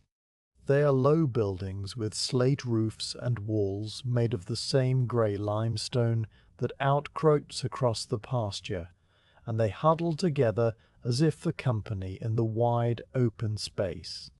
The roofs are steeply pitched, and the slates are dark with age and patched in places with paler stone, and thin curls of smoke rise from two of the huts, pale grey ribbons that climb straight up for a short distance before the wind catches them and flattens them out. Near the huts, a few small enclosures made of dry stone walls, whole patches of darker earth where vegetables might be grown, and beyond the huts, a narrow stream cuts across the pasture, its course marked by a line of brighter green and the occasional flash of light on water. You walk toward the huts, not because they are your destination, but because the track leads past them.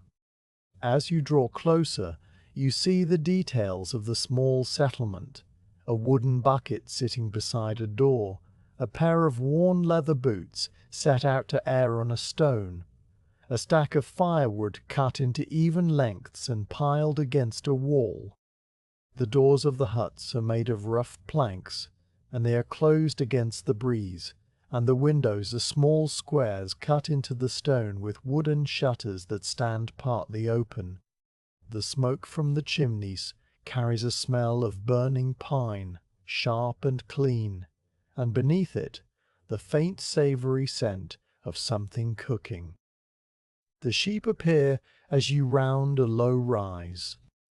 They are scattered across the far side of the pasture, a flock of perhaps 40 or 50 animals, their wool a dirty white that blends with the pale grass and the grey stones. They move slowly, heads down, grazing with a steady methodical rhythm that has not changed in 1,000 years.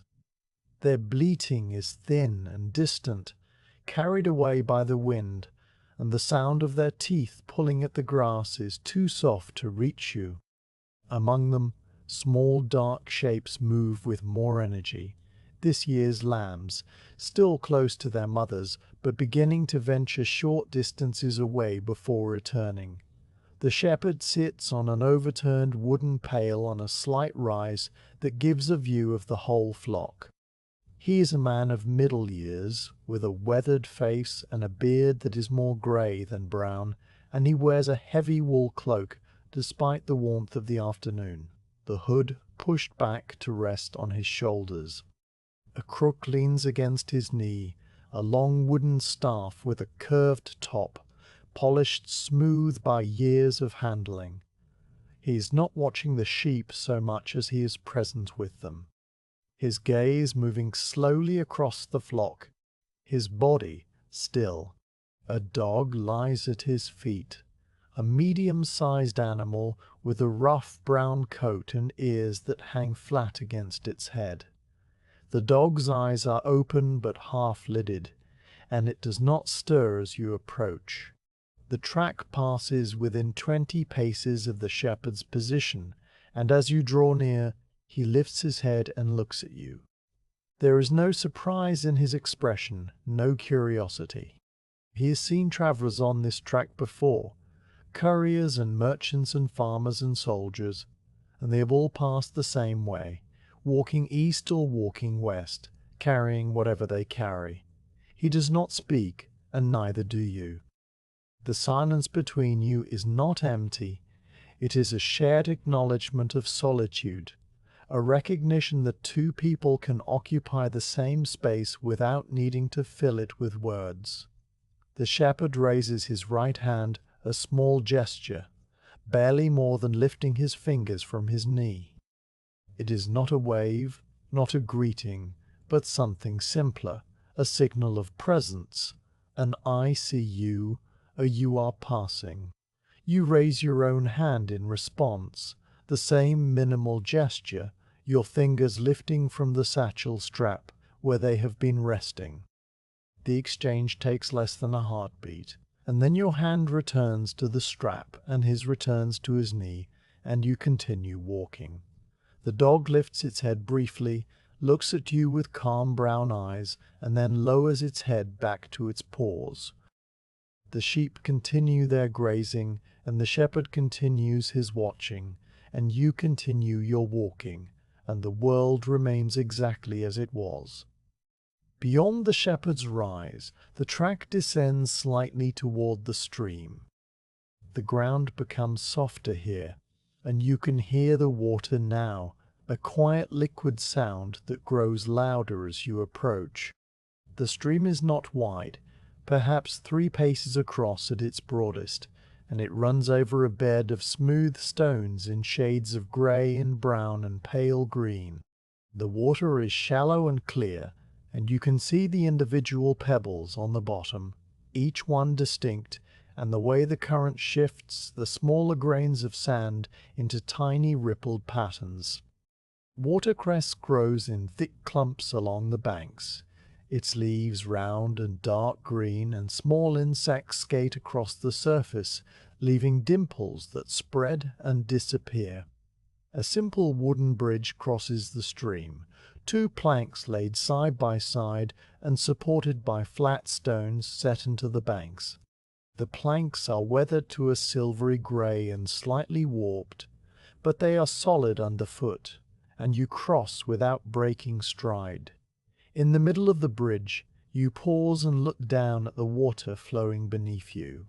The current is steady and unhurried, and it carries small bits of debris, a fragment of leaf, a tiny twig, a single pale petal from some upstream flower, each one turning slowly as it drifts.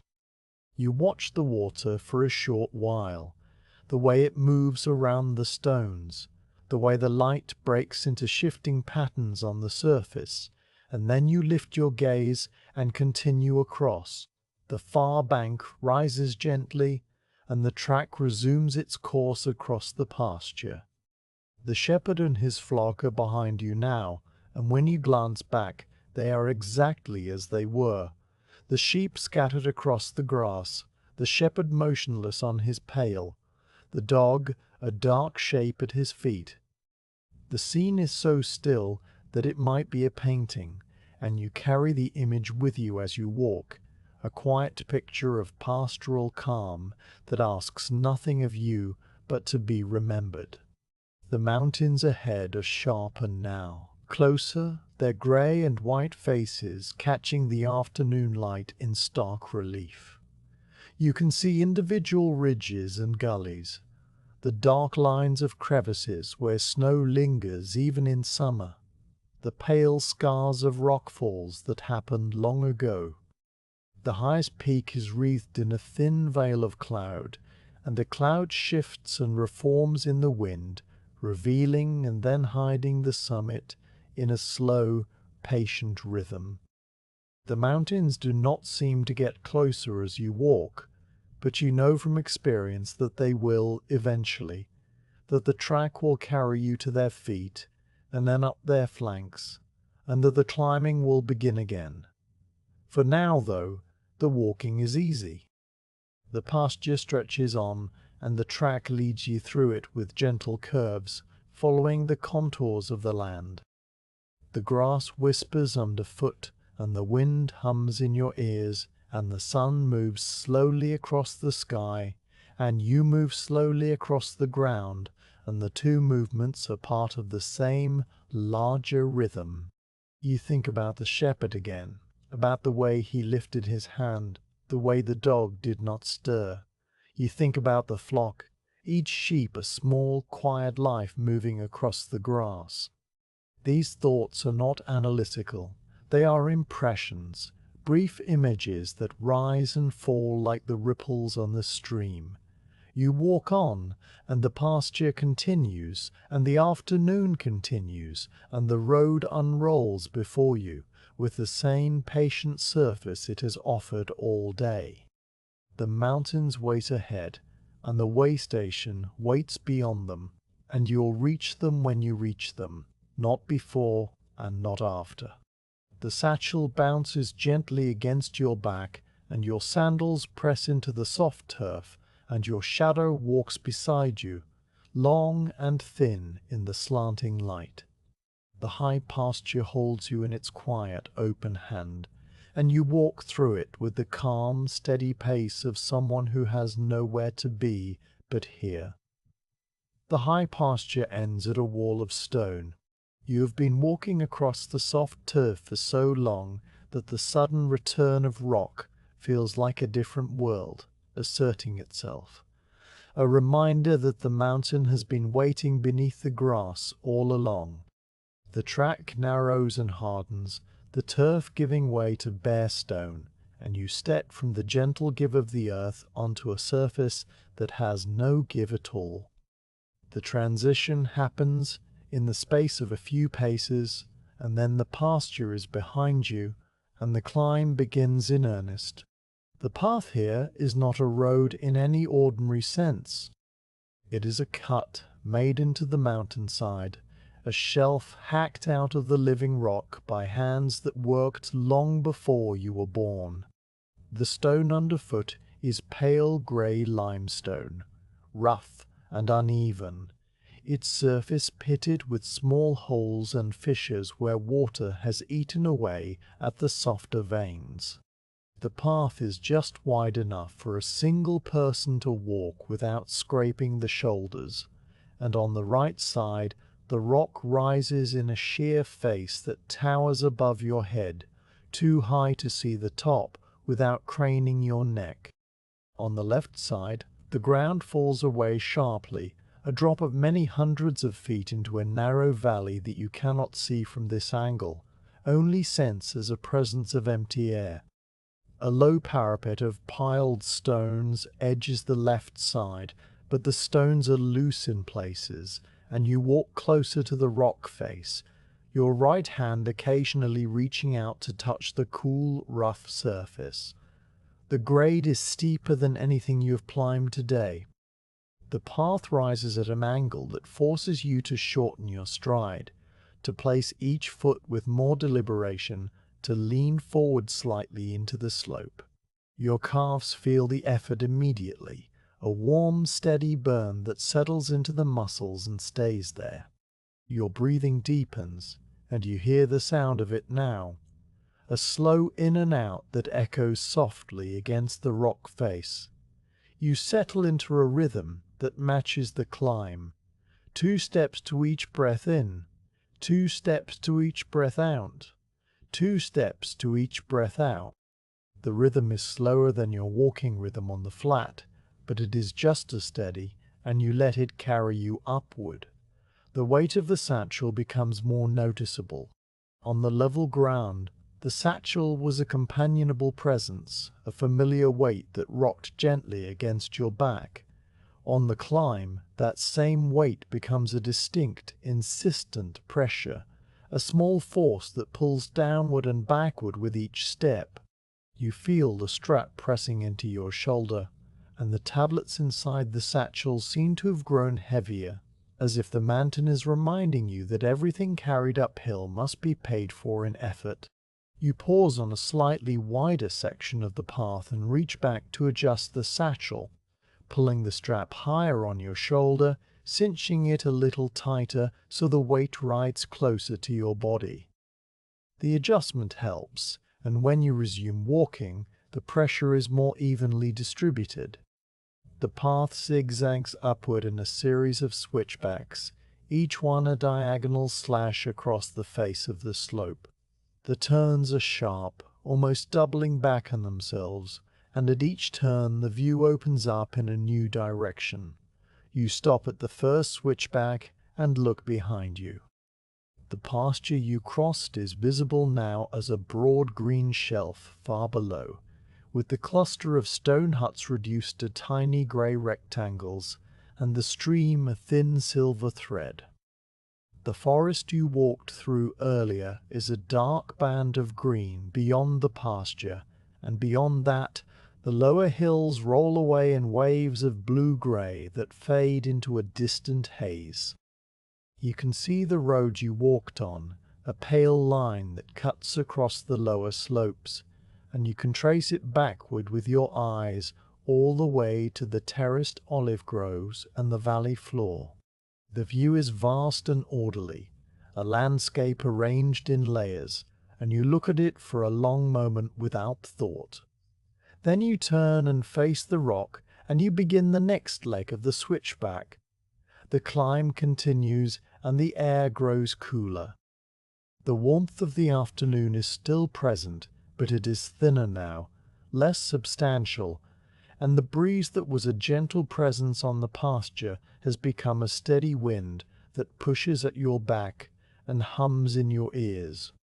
You pull your cloak more tightly around your shoulders, not because you are cold, but because the wind tries to pull it away, and the extra layer of wool between you and the wind feels like a small comfort.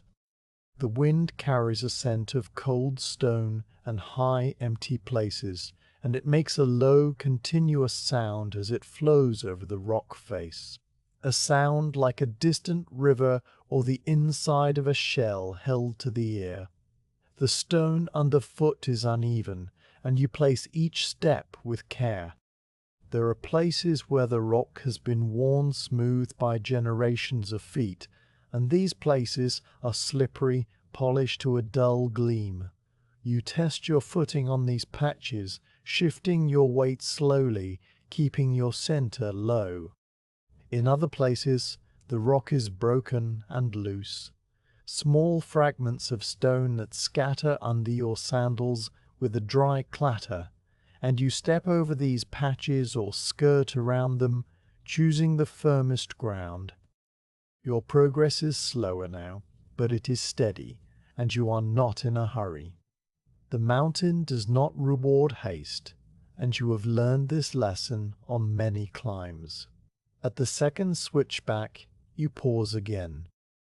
The view has shifted, and now you can see a different valley opening ahead, the one you will descend into eventually. It is narrower than the valley behind you, more heavily forested, with a river running along its bottom that catches the light in bright flashes between the trees. The slopes on either side of the new valley are steep and dark, covered in pine forest, and the road is not visible from here, hidden somewhere among the trees. The waystation where you will sleep tonight is down there, somewhere on the valley floor or on the opposite slope, but you cannot see it, and you do not try to find it. It will appear when it appears. The wind is stronger at the switchback, funneled through the gap between the mountain shoulders, and it pushes at you with enough force that you plant your feet a little wider to steady yourself. The cloak snaps and billows, and you hold it closed with one hand while you look out at the view. The sun is noticeably lower now, and the light has begun to yellow, taking on the warm golden quality of late afternoon. The shadows on the rock face are longer and softer, and the colors of the landscape have deepened. The greens are richer, the greens are warmer, and the distant snow on the highest peaks has turned a pale rose color that will deepen as the sun continues to sink. You watch the light for a while, noting the way it changes by slow degrees, and then you turn back to the rock and continue climbing. The third switchback is longer than the first two, a diagonal traverse that cuts across the mountain's shoulder at a shallower angle. The path here is slightly wider, and the rock face on your right is lower, allowing you to see over it to the upper slopes. Above you, the mountain rises in a series of ledges and gullies, bare rock alternating with patches of tough, wind-bent grass. There are no trees at this elevation, only low shrubs that cling to the crevices and small, cushion-like plants that spread across the rock in grey-green mats. A single bird hangs in the air above the upper ledges, a hawk or an eagle riding the thermals without moving its wings. It drifts in slow circles, and you watch it as you walk, your head tilted slightly back, your feet finding the path by memory. The bird is a dark speck against the pale blue, and it seems to belong to the mountain in a way that you do not, a creature of the high, empty spaces that you are only passing through. You feel the weight of the wax tablets again, a small, persistent pressure against your lower back. The pressure is not painful, it is simply there, a reminder of the satchel and its contents and the purpose of your journey. You think about the tablets for the first time in hours, picturing the wooden boards and the smooth wax and the neat rows of stylus marks. The inventory list is still there, still intact, still waiting to be delivered. You check the satchel by feel, reaching back with one hand to press the leather against the tablets inside, confirming their solid shape. Everything is as it should be. You adjust the strap again, pulling it a little higher, and then you let your hand fall and continue climbing. The path turns again, and you find yourself on a short, steep section that requires you to use your hands. The rock here is broken into a series of natural steps, and you climb them slowly, placing each foot securely before shifting your weight. Your sandals grip the rough stone, and your fingers find holds in the cracks and crevices. The climb is not difficult, but it requires your full attention, and you give it that attention without resentment. When you reach the top of the steep section, you straighten up and find yourself on a small level platform, a natural shelf where the rock flattens out for a few paces before continuing upward. You stop on the platform to catch your breath. The air here is thin, and it feels colder in your lungs than the air below, a clean, sharp coldness that is almost like drinking cold water. You breathe slowly, deeply, letting your heart rate settle back to its resting rhythm. From this platform, you can see the road below you in its entirety, the switchbacks you have climbed, the pasture, the forest, the lower slopes. The road arranges itself into a satisfying geometry of lines and curves, a pattern of diagonal slashes and horizontal traverses that looks planned, though you know it is simply the result of the mountain's shape and the path of least resistance. The view is beautiful, in a quiet, abstract way, and you look at it without needing to name it or capture it or remember it. You simply look. The light has continued to yellow, and the sun is now low enough that it shines almost horizontally across the mountainside. The shadows are long and soft, and they blur the edges of things, making the world look slightly out of focus. The rock face glows in shades of gold and amber, and the distant snow peaks have deepened to a warm pink that edges toward orange. The sky is still blue overhead, but near the horizon it has begun to pale, taking on a faint greenish tint that will become dusk in an hour or two. You stand on the platform and watch the light change, and the wind hums around you, and the mountain holds you in its quiet, patient hand. After a while, you turn away from the view and face the path again. The climb is not yet over, but the steepest section is behind you. Ahead, The path continues upward at a more moderate grade, contouring around the shoulder of the mountain toward a notch in the ridge. The waystation is somewhere beyond that notch, hidden by the curve of the slope, but you will reach it before dark. You know this without calculating distances or times. You know it in the way your body understands the rhythm of the road, the pace of the climb, the angle of the sun. You will arrive when you arrive.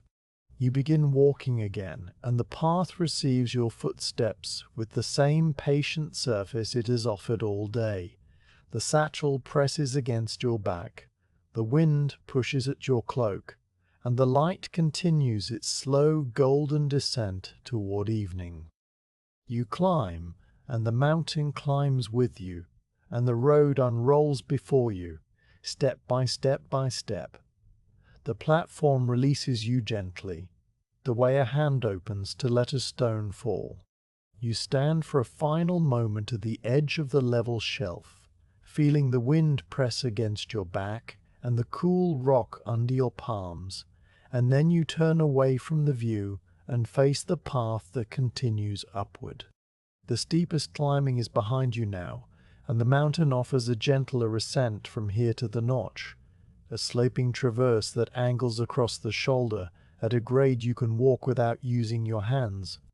Your body registers the change with a quiet relief that you do not put into words, only feel as a loosening in your shoulders and a slight lengthening of your stride. The path here is broad enough for two people to walk abreast, and it is edged on the downhill side by a low stone wall that has been carefully built. The stones fitted together without mortar and topped with flat capstones that have weathered to a smooth grey. The wall is old, older perhaps than any of the boundary markers you passed this morning, and has settled into the mountainside as if it grew there.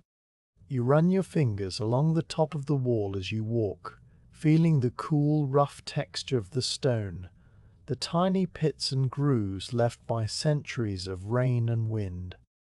The wall offers a comforting sense of enclosure after the exposed climb, and you walk a little closer to it than you might otherwise, letting it define the edge of your path. The light is transforming. The sun has dropped low enough now that it shines almost horizontally, and the entire world is washed in a warm amber glow that makes even the dust motes look like floating specks of gold.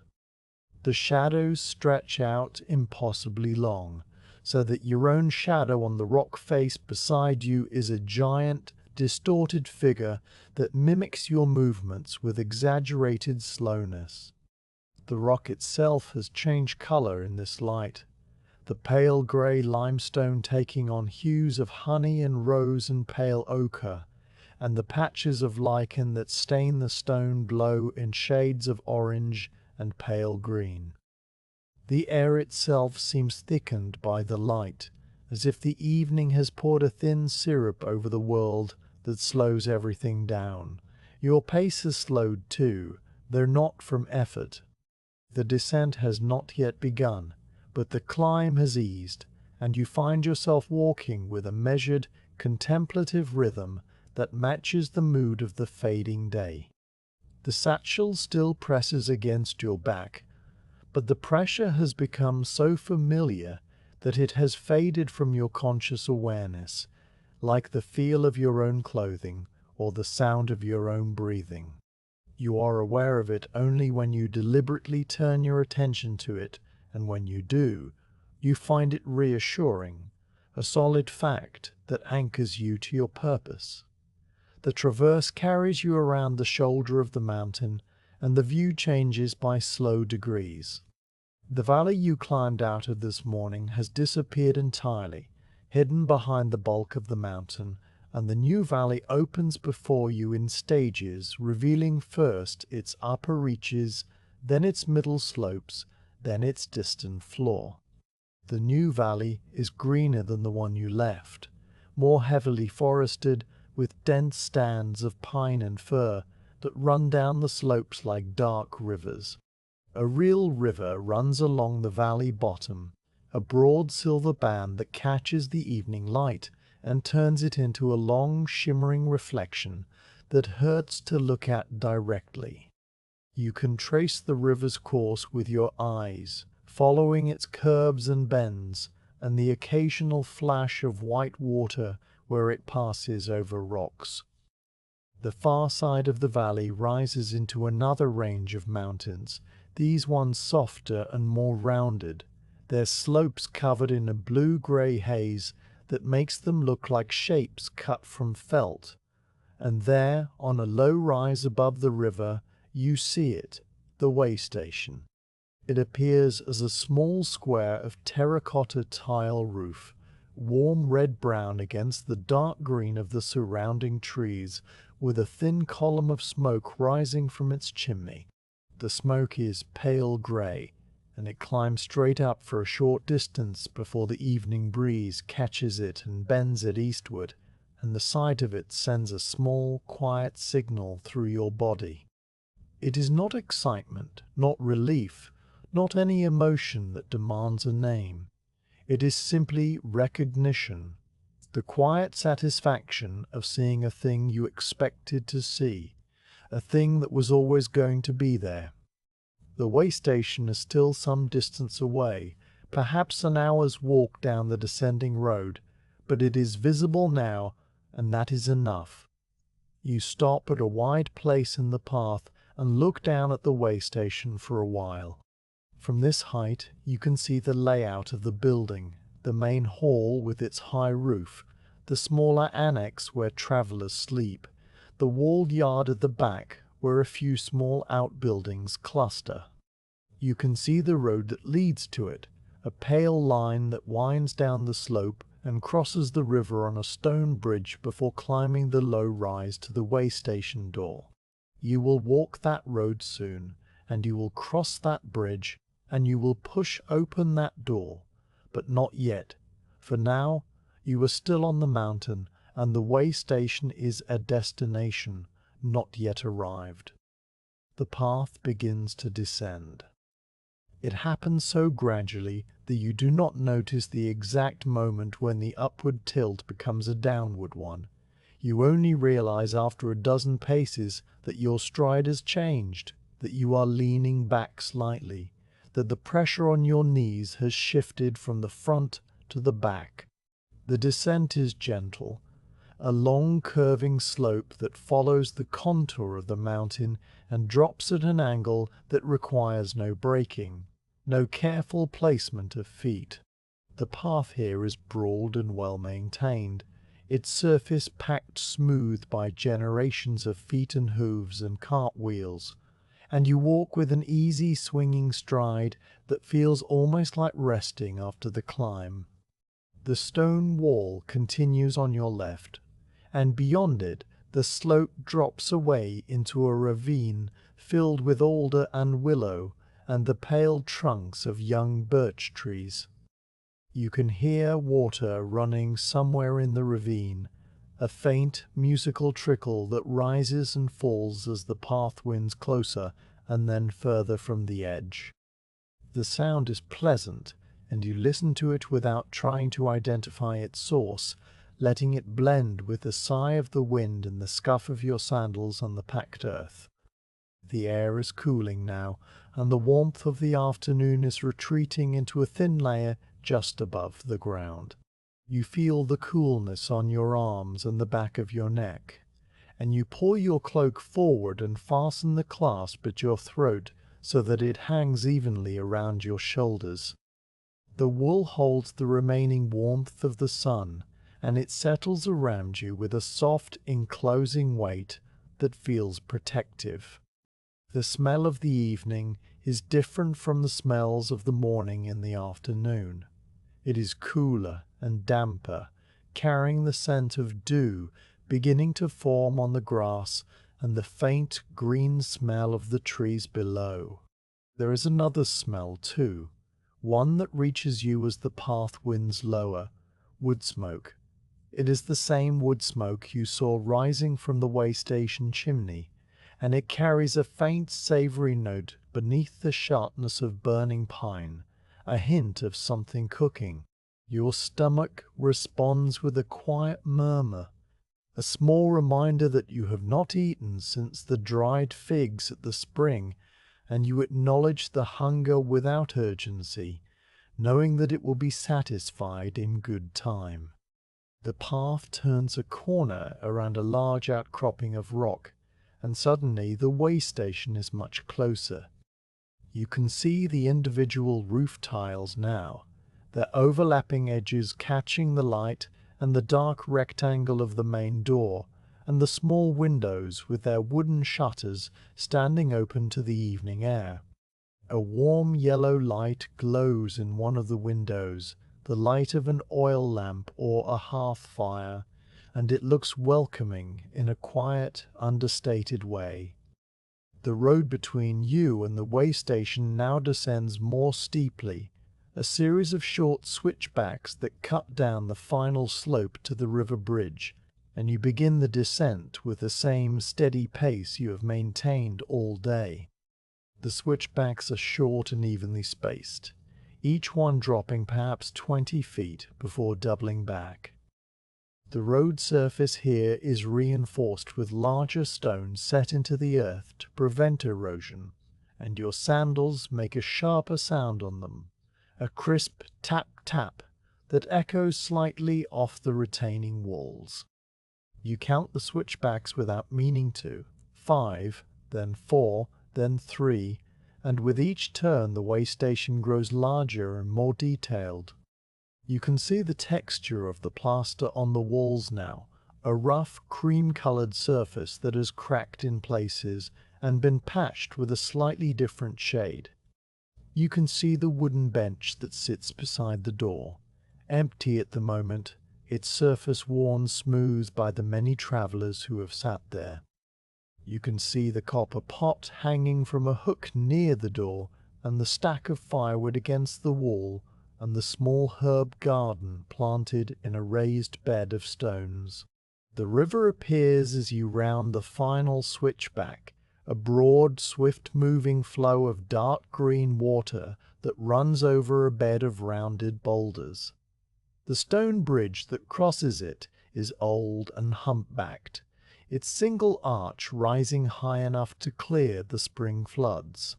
The bridge is made of the same grey limestone as the mountain, and its surface is worn into shallow depressions where countless feet have passed.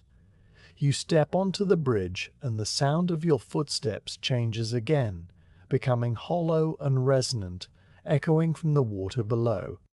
You pause at the highest point of the arch and look down at the river. The water flows smoothly under the bridge, its surface dark and glassy, except where it breaks over the boulders into white foam. The foam drifts downstream in small rafts, spinning slowly, and the sound of the river is a constant, low roar that fills the air. You can feel the coolness rising from the water, a faint chill that touches your face and hands, and you breathe it in, letting it freshen your lungs. You cross the bridge and step onto the far bank, and the road begins its final climb to the way station.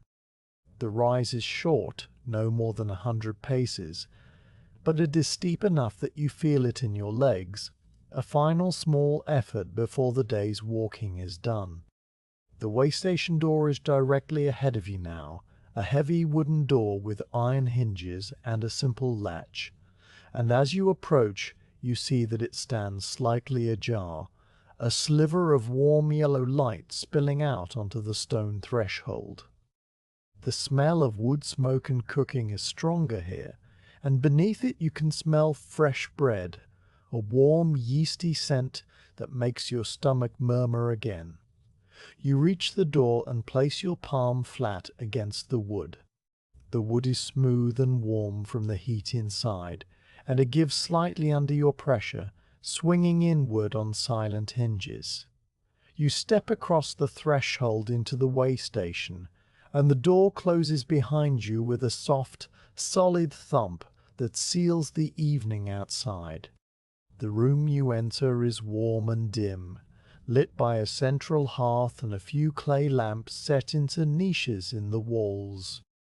The air is thick with the smell of burning pine and lentil stew, and the faint, clean scent of the rushes that have been spread across the floor. The keeper looks up from the hearth as you enter, a woman with grey-streaked hair and a calm, unhurried manner, and she gestures toward a wooden bench near the fire. You nod in acknowledgment, and you walk toward the bench, your sandals silent on the rush-covered floor. The satchel strap presses against your shoulder one last time, and you reach up to lift it, feeling the weight shift and then release, as you set the satchel down beside the bench. The day's walking is over, and the evening stretches before you, quiet and warm, and full of the slow, simple rhythms of rest. The wooden bench receives you with the quiet acceptance of a thing that has held many travelers before you. You lower yourself onto it slowly, feeling the day's walking settle into your bones, a deep, pleasant ache that spreads through your legs and lower back and shoulders. The bench is long and wide, made of dark, oiled wood that has been worn smooth by years of use, and it sits against the wall near the hearth, so that the fire's warmth reaches it without overwhelming. A folded wool blanket rests at one end, and a small three-legged table stands beside it, holding nothing but the faint ring of old cup marks. You stretch your legs out in front of you, and let your arms rest at your sides, and for a long moment you simply sit, breathing the warm, smoky air and feeling the tension of the road slowly unwind. The waystation hall is larger than the one you woke in this morning.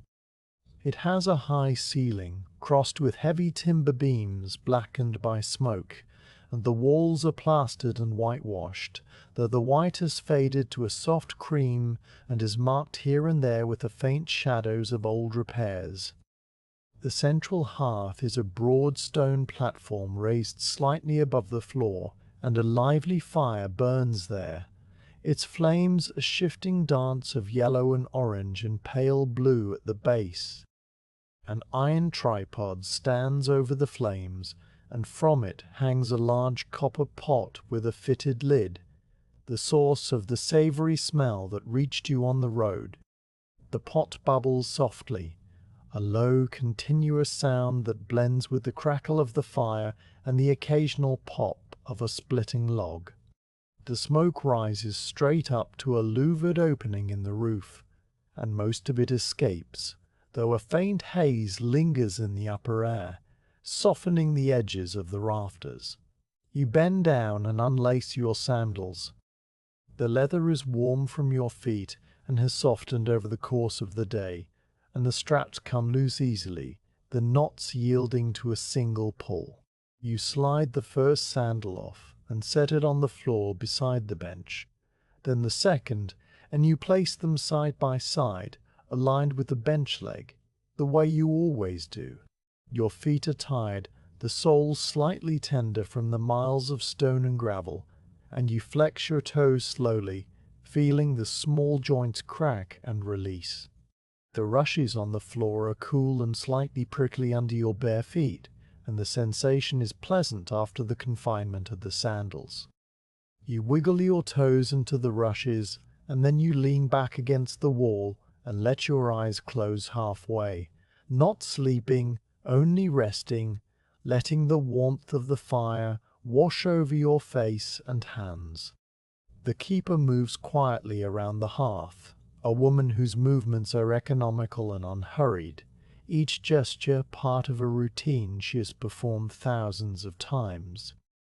She wears a simple wool dress in a muted brown, and her grey-streaked hair is bound back with a leather cord, and her hands are capable and calm.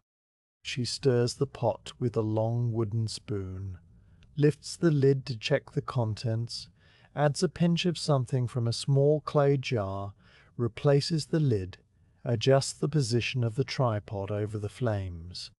She does not look at you, and you do not look at her, and the silence between you is comfortable, the silence of people who understand that words are not always necessary.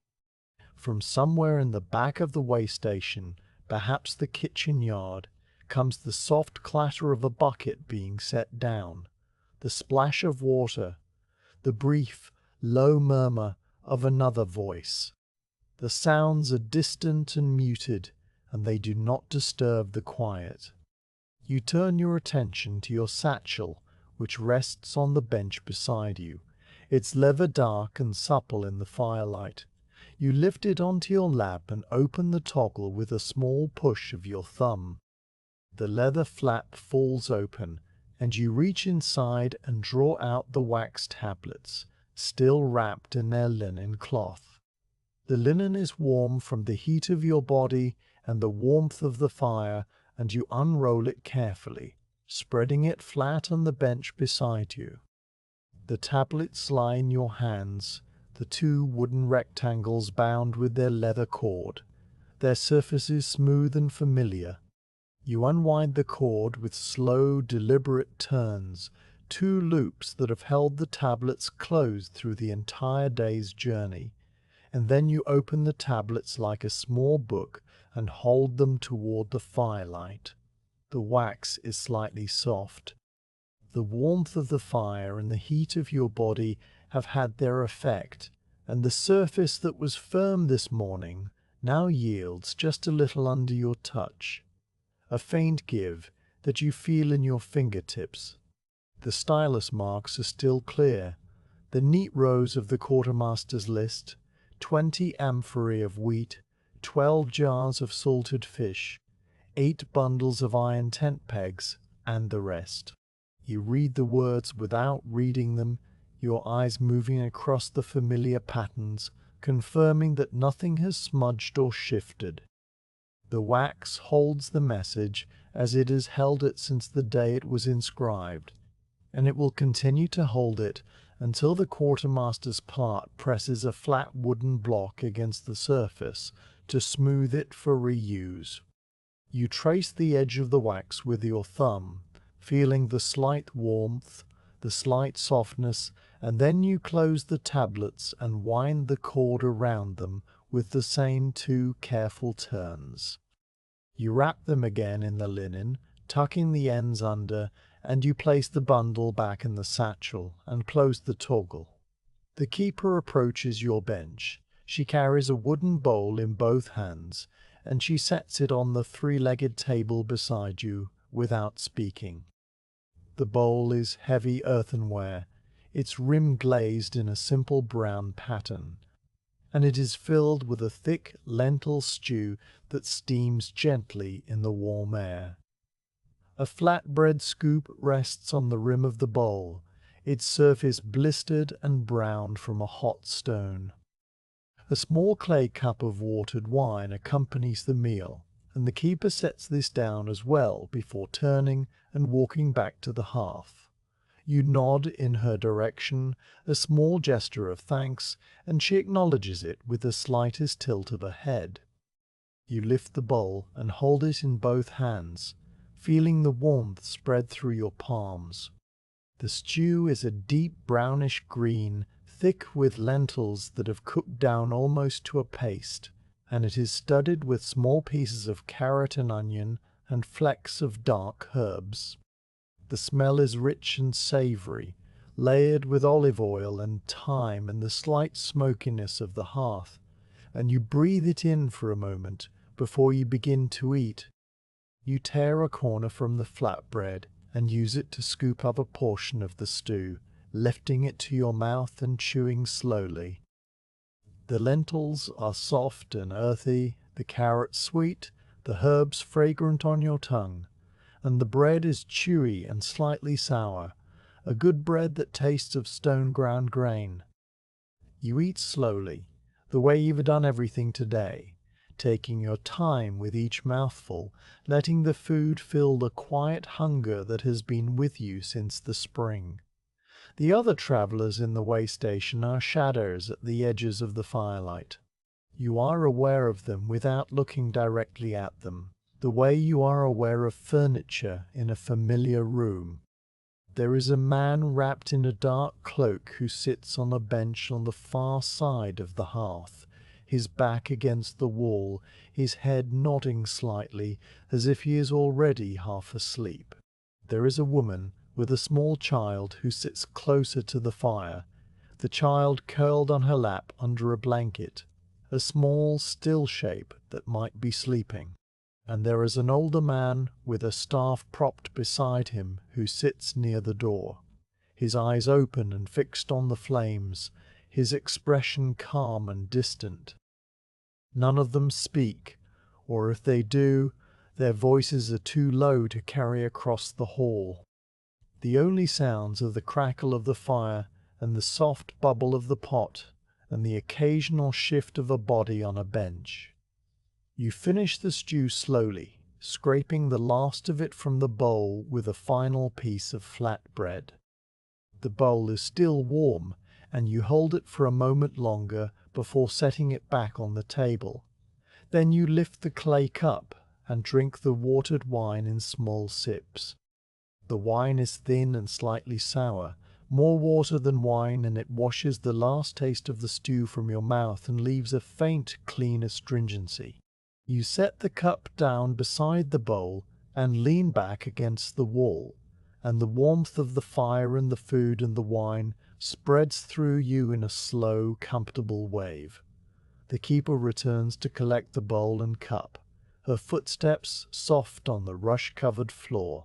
She takes them without comment and carries them away toward the back of the waystation, and you hear the faint clink of pottery and the splash of water as she sets them to soak. When she returns, she places a small clay lamp on the table beside your bench, its wick already lit, its flame a steady, small point of yellow light. Then she adds a log to the fire, stirring the embers with an iron poker, so that sparks fly up and disappear into the dark, and she banks the edges of the fire with ash, so that it will burn slowly through the night. These small services are performed with the same quiet efficiency as everything else she does, and you watch her without watching, your eyes half closed, your mind drifting in the warm, still air. The hall settles into a deeper quiet. The man in the dark cloak has lain down on his bench and pulled the cloak over himself like a blanket, and his breathing is slow to the deep, even rhythm of sleep. The woman with the child has shifted so that the child rests more comfortably against her shoulder, and her own head is tilted back against the wall, her eyes closed. The older man near the door has not moved, but his gaze has softened, and you think he might be sleeping with his eyes open, a trick that some travelers learn. The fire continues its quiet work, and the shadows it casts dance on the plastered walls, and the smoke continues its slow rise to the ceiling. You reach for the wool blanket at the end of your bench and unfold it slowly. The blanket is heavy and slightly coarse, woven from undyed wool in shades of grey and brown, and it smells faintly of lanolin and wood smoke. You wrap it around your shoulders and then lie down on the bench, stretching your legs out fully and settling your head on the satchel, which you have placed at the end of the bench, as a pillow. The leather is firm but not hard, and it cradles your head at just the right angle. You can feel the shape of the tablets inside, a small solid rectangle that presses against your cheek through the leather, and the sensation is reassuring, a reminder that the message is safe and you are safe, and the night will pass quietly. You lie on your back and look up at the ceiling.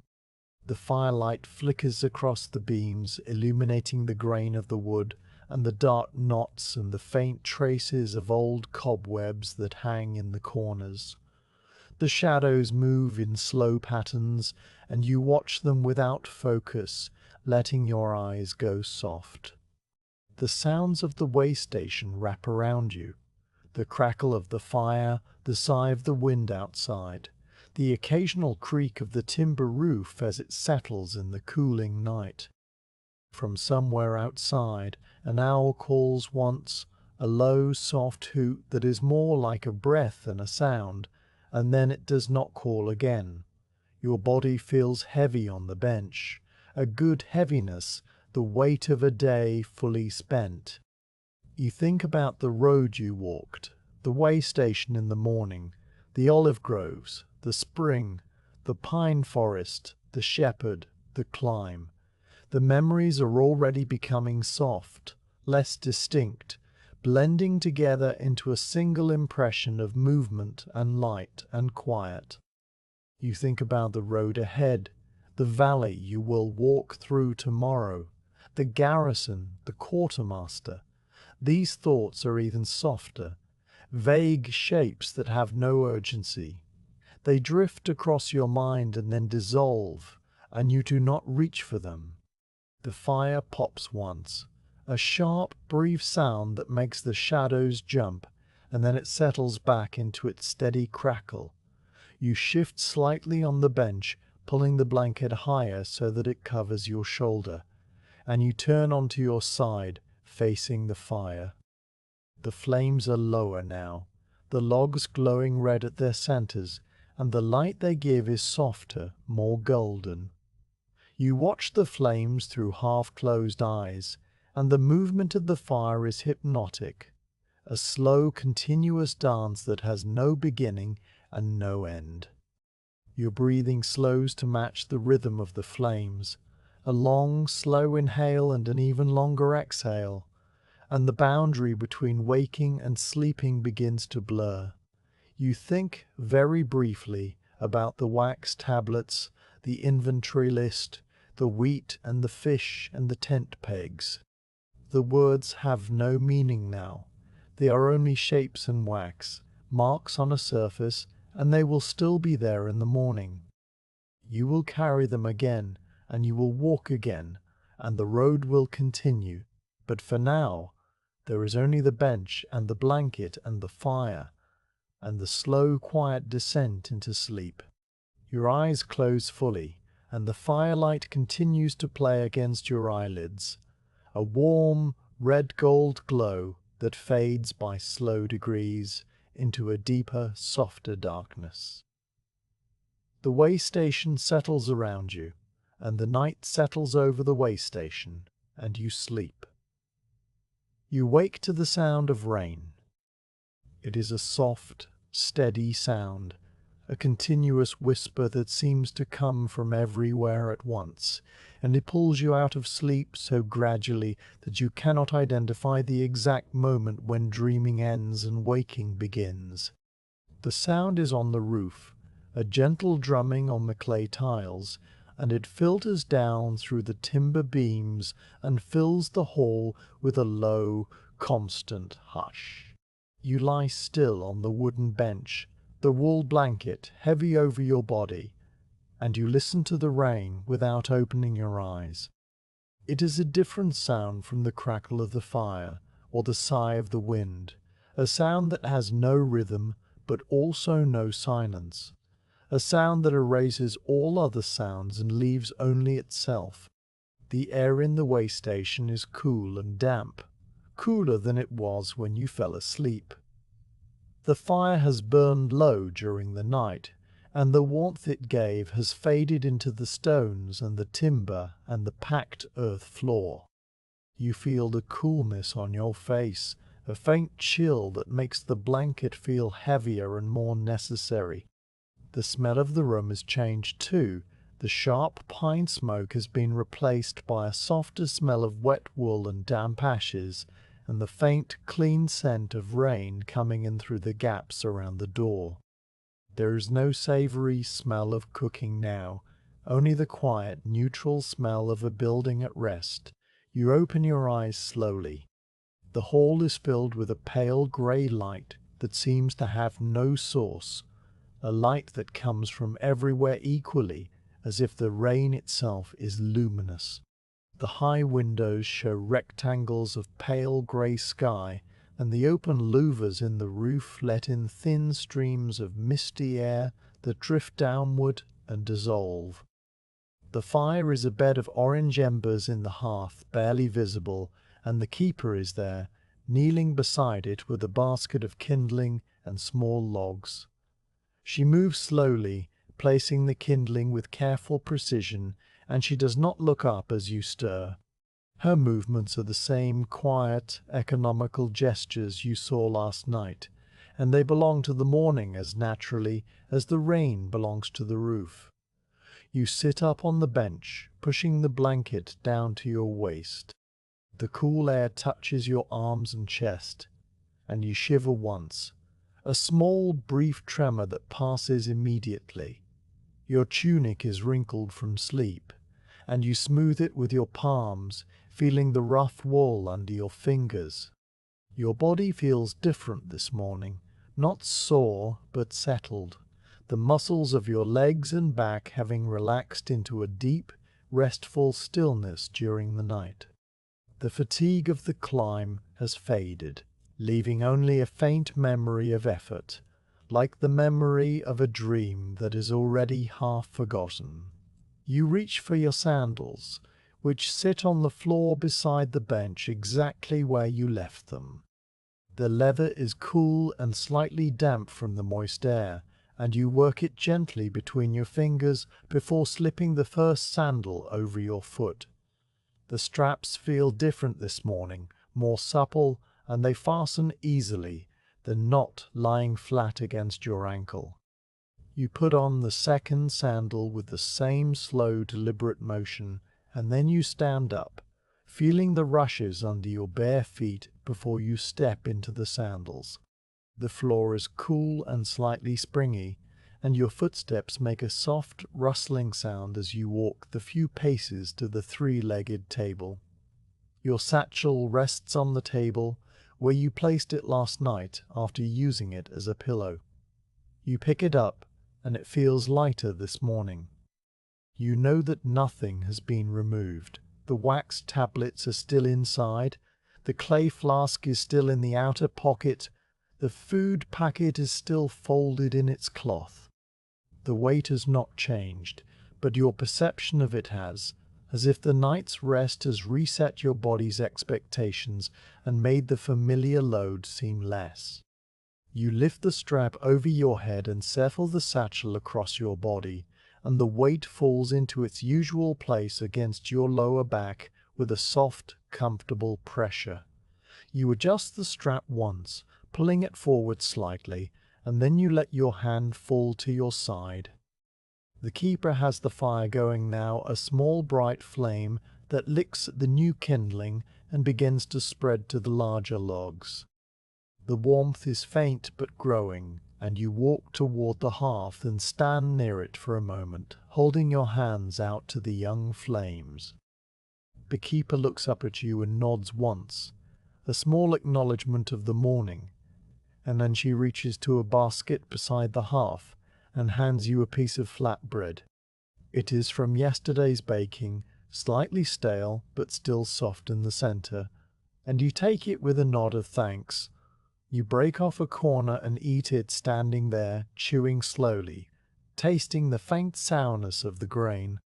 The keeper also hands you a small clay cup of watered wine, and you drink it in 2 swallows, the liquid cool and thin and refreshing. Then you return the cup, and she turns back to her work, and the morning continues. You walk to the main door of the waystation, the same heavy wooden door you entered through last night. The latch is cold to the touch, and you lift it with a small effort, feeling the mechanism slide open. The door swings inward on its leather hinges, and the sound of the rain immediately becomes louder, no longer muffled by the walls and the roof. You step onto the threshold and stop there, standing under the shelter of the building's deep eaves. The rain falls in straight, steady lines, a curtain of water that obscures the world beyond. The stones of the road are dark with moisture, and tiny rivulets run between them, carrying small bits of gravel and dust down the slope. The air is fresh and cold and full of the smell of wet earth and wet stone and the faint green smell of the trees that line the valley below. You stand under the eaves and watch the rain. It falls with a consistency that is almost hypnotic, each drop a small brief event that joins with countless others to form a continuous veil. The drops strike the puddles that have formed on the road and raise tiny splashes, concentric rings that spread outward and then disappear, and new drops strike the same puddles before the rings can fade. So the surface of the water is in constant, subtle motion. The sound of the rain is layered, the soft drum on the tile roof above you, the sharper patter on the stone road, the drip, drip, drip from the edge of the eaves where water gathers and falls in fat, individual drops. These sounds blend together into a single soothing noise that fills your ears and pushes all other thoughts to the edges of your awareness. The valley below is hidden in mist and low cloud. You can see only a short distance down the road before it disappears into a pale grey haze, and the trees on the far side of the river are nothing but darker shapes in the mist, their outlines blurred and softened. The river itself is invisible, though you can hear its distant roar beneath the rain, a low, constant sound that underlies everything. The mountains that surrounded you yesterday are gone, swallowed by the clouds, and the world has shrunk to the small circle of visibility that the rain allows. It is a quiet, enclosed world, and you stand at its edge, watching it with the same calm attention you have brought to every moment of the journey. After a while, you reach up and pull the hood of your cloak over your head. The wool is thick and tightly woven, and it sheds the water well, though the outer surface is already damp from the mist in the air. You fasten the clasp at your throat and pull the cloak more closely around your shoulders, and then you step out from under the eaves and onto the wet road.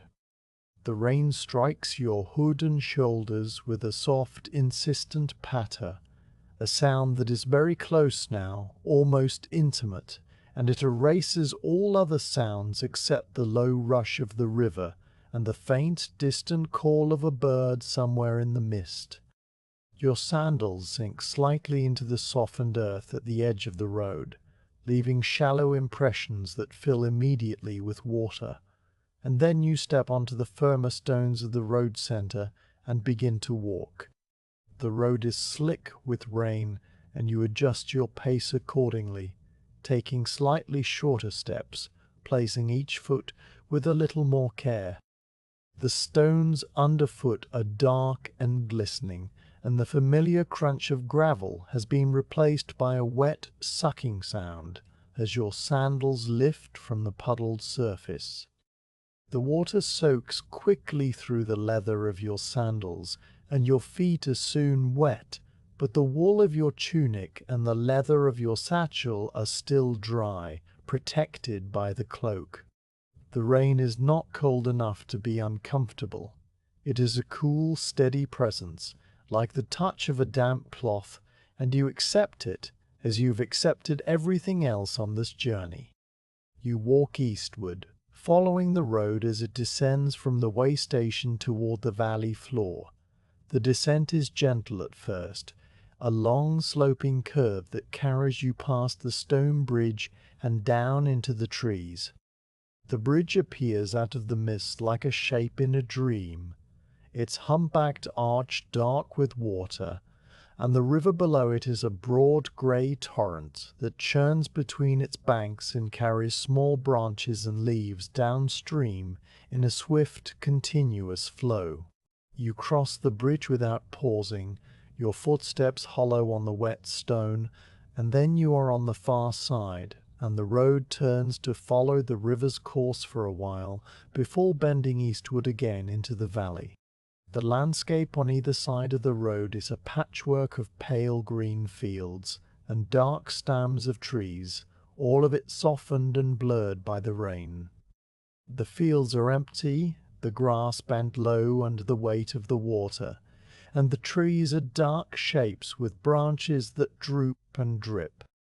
Occasionally you pass a farmhouse set back from the road, its roof tiles dark with moisture, its chimney smoking faintly, but no one is outside, and the houses have the closed, quiet look of places where people are waiting for the rain to pass.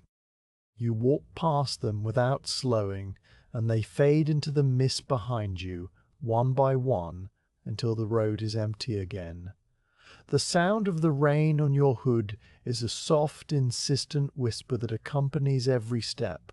It is a sound that allows no silence, a continuous presence that wraps around you like a second cloak, and you find that it quiets your mind in the same way that the hush of your footsteps quieted it in the pine forest. There are no thoughts now, only the rhythm of walking and the sound of the rain and the feel of the wet road under your sandals. The satchel bounces gently against your back, and the tablets inside are dry and safe, and the message you carry will reach its destination tomorrow or the day after, and none of the days between now and then will be rushed.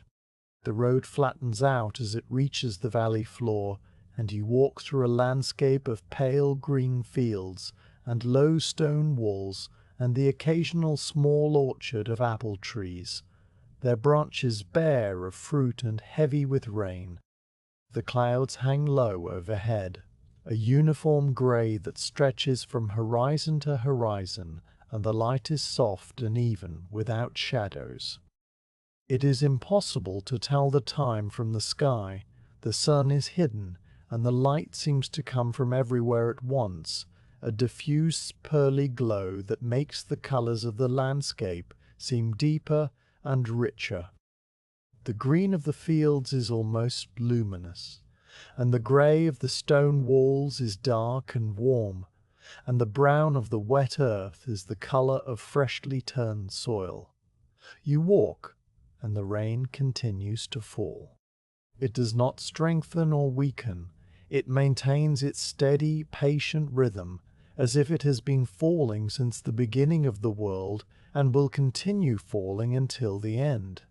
You pass a milestone half buried in the grass at the side of the road, its carved numerals filled with water, and you pass a small shrine set into a wall, its clay figurine glistening with moisture, and you pass a wooden gate that leads into a field where a single horse stands with its head lowered, its coat dark with rain.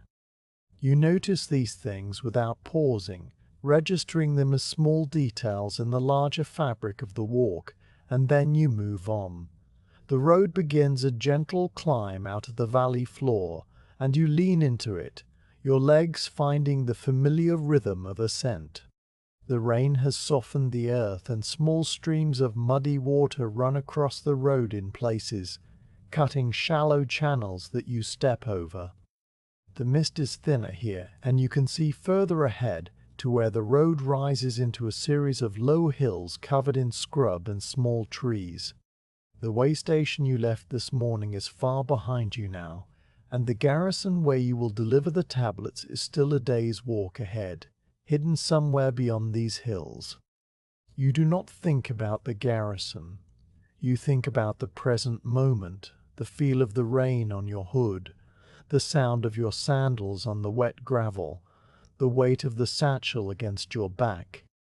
The morning wears on, and the rain continues, and you continue through it, step by step by step. The road unrolls before you, quiet and empty and softened by the weather, and you follow it at the exact pace that the morning requires. There is no hurry, no urgency, no destination that must be reached by a certain hour. There is only the walking, and the rain, and the pale green fields, and the low grey sky, and the soft, insistent whisper of water on wool that erases all other sounds and leaves only the quiet, steady rhythm of the road.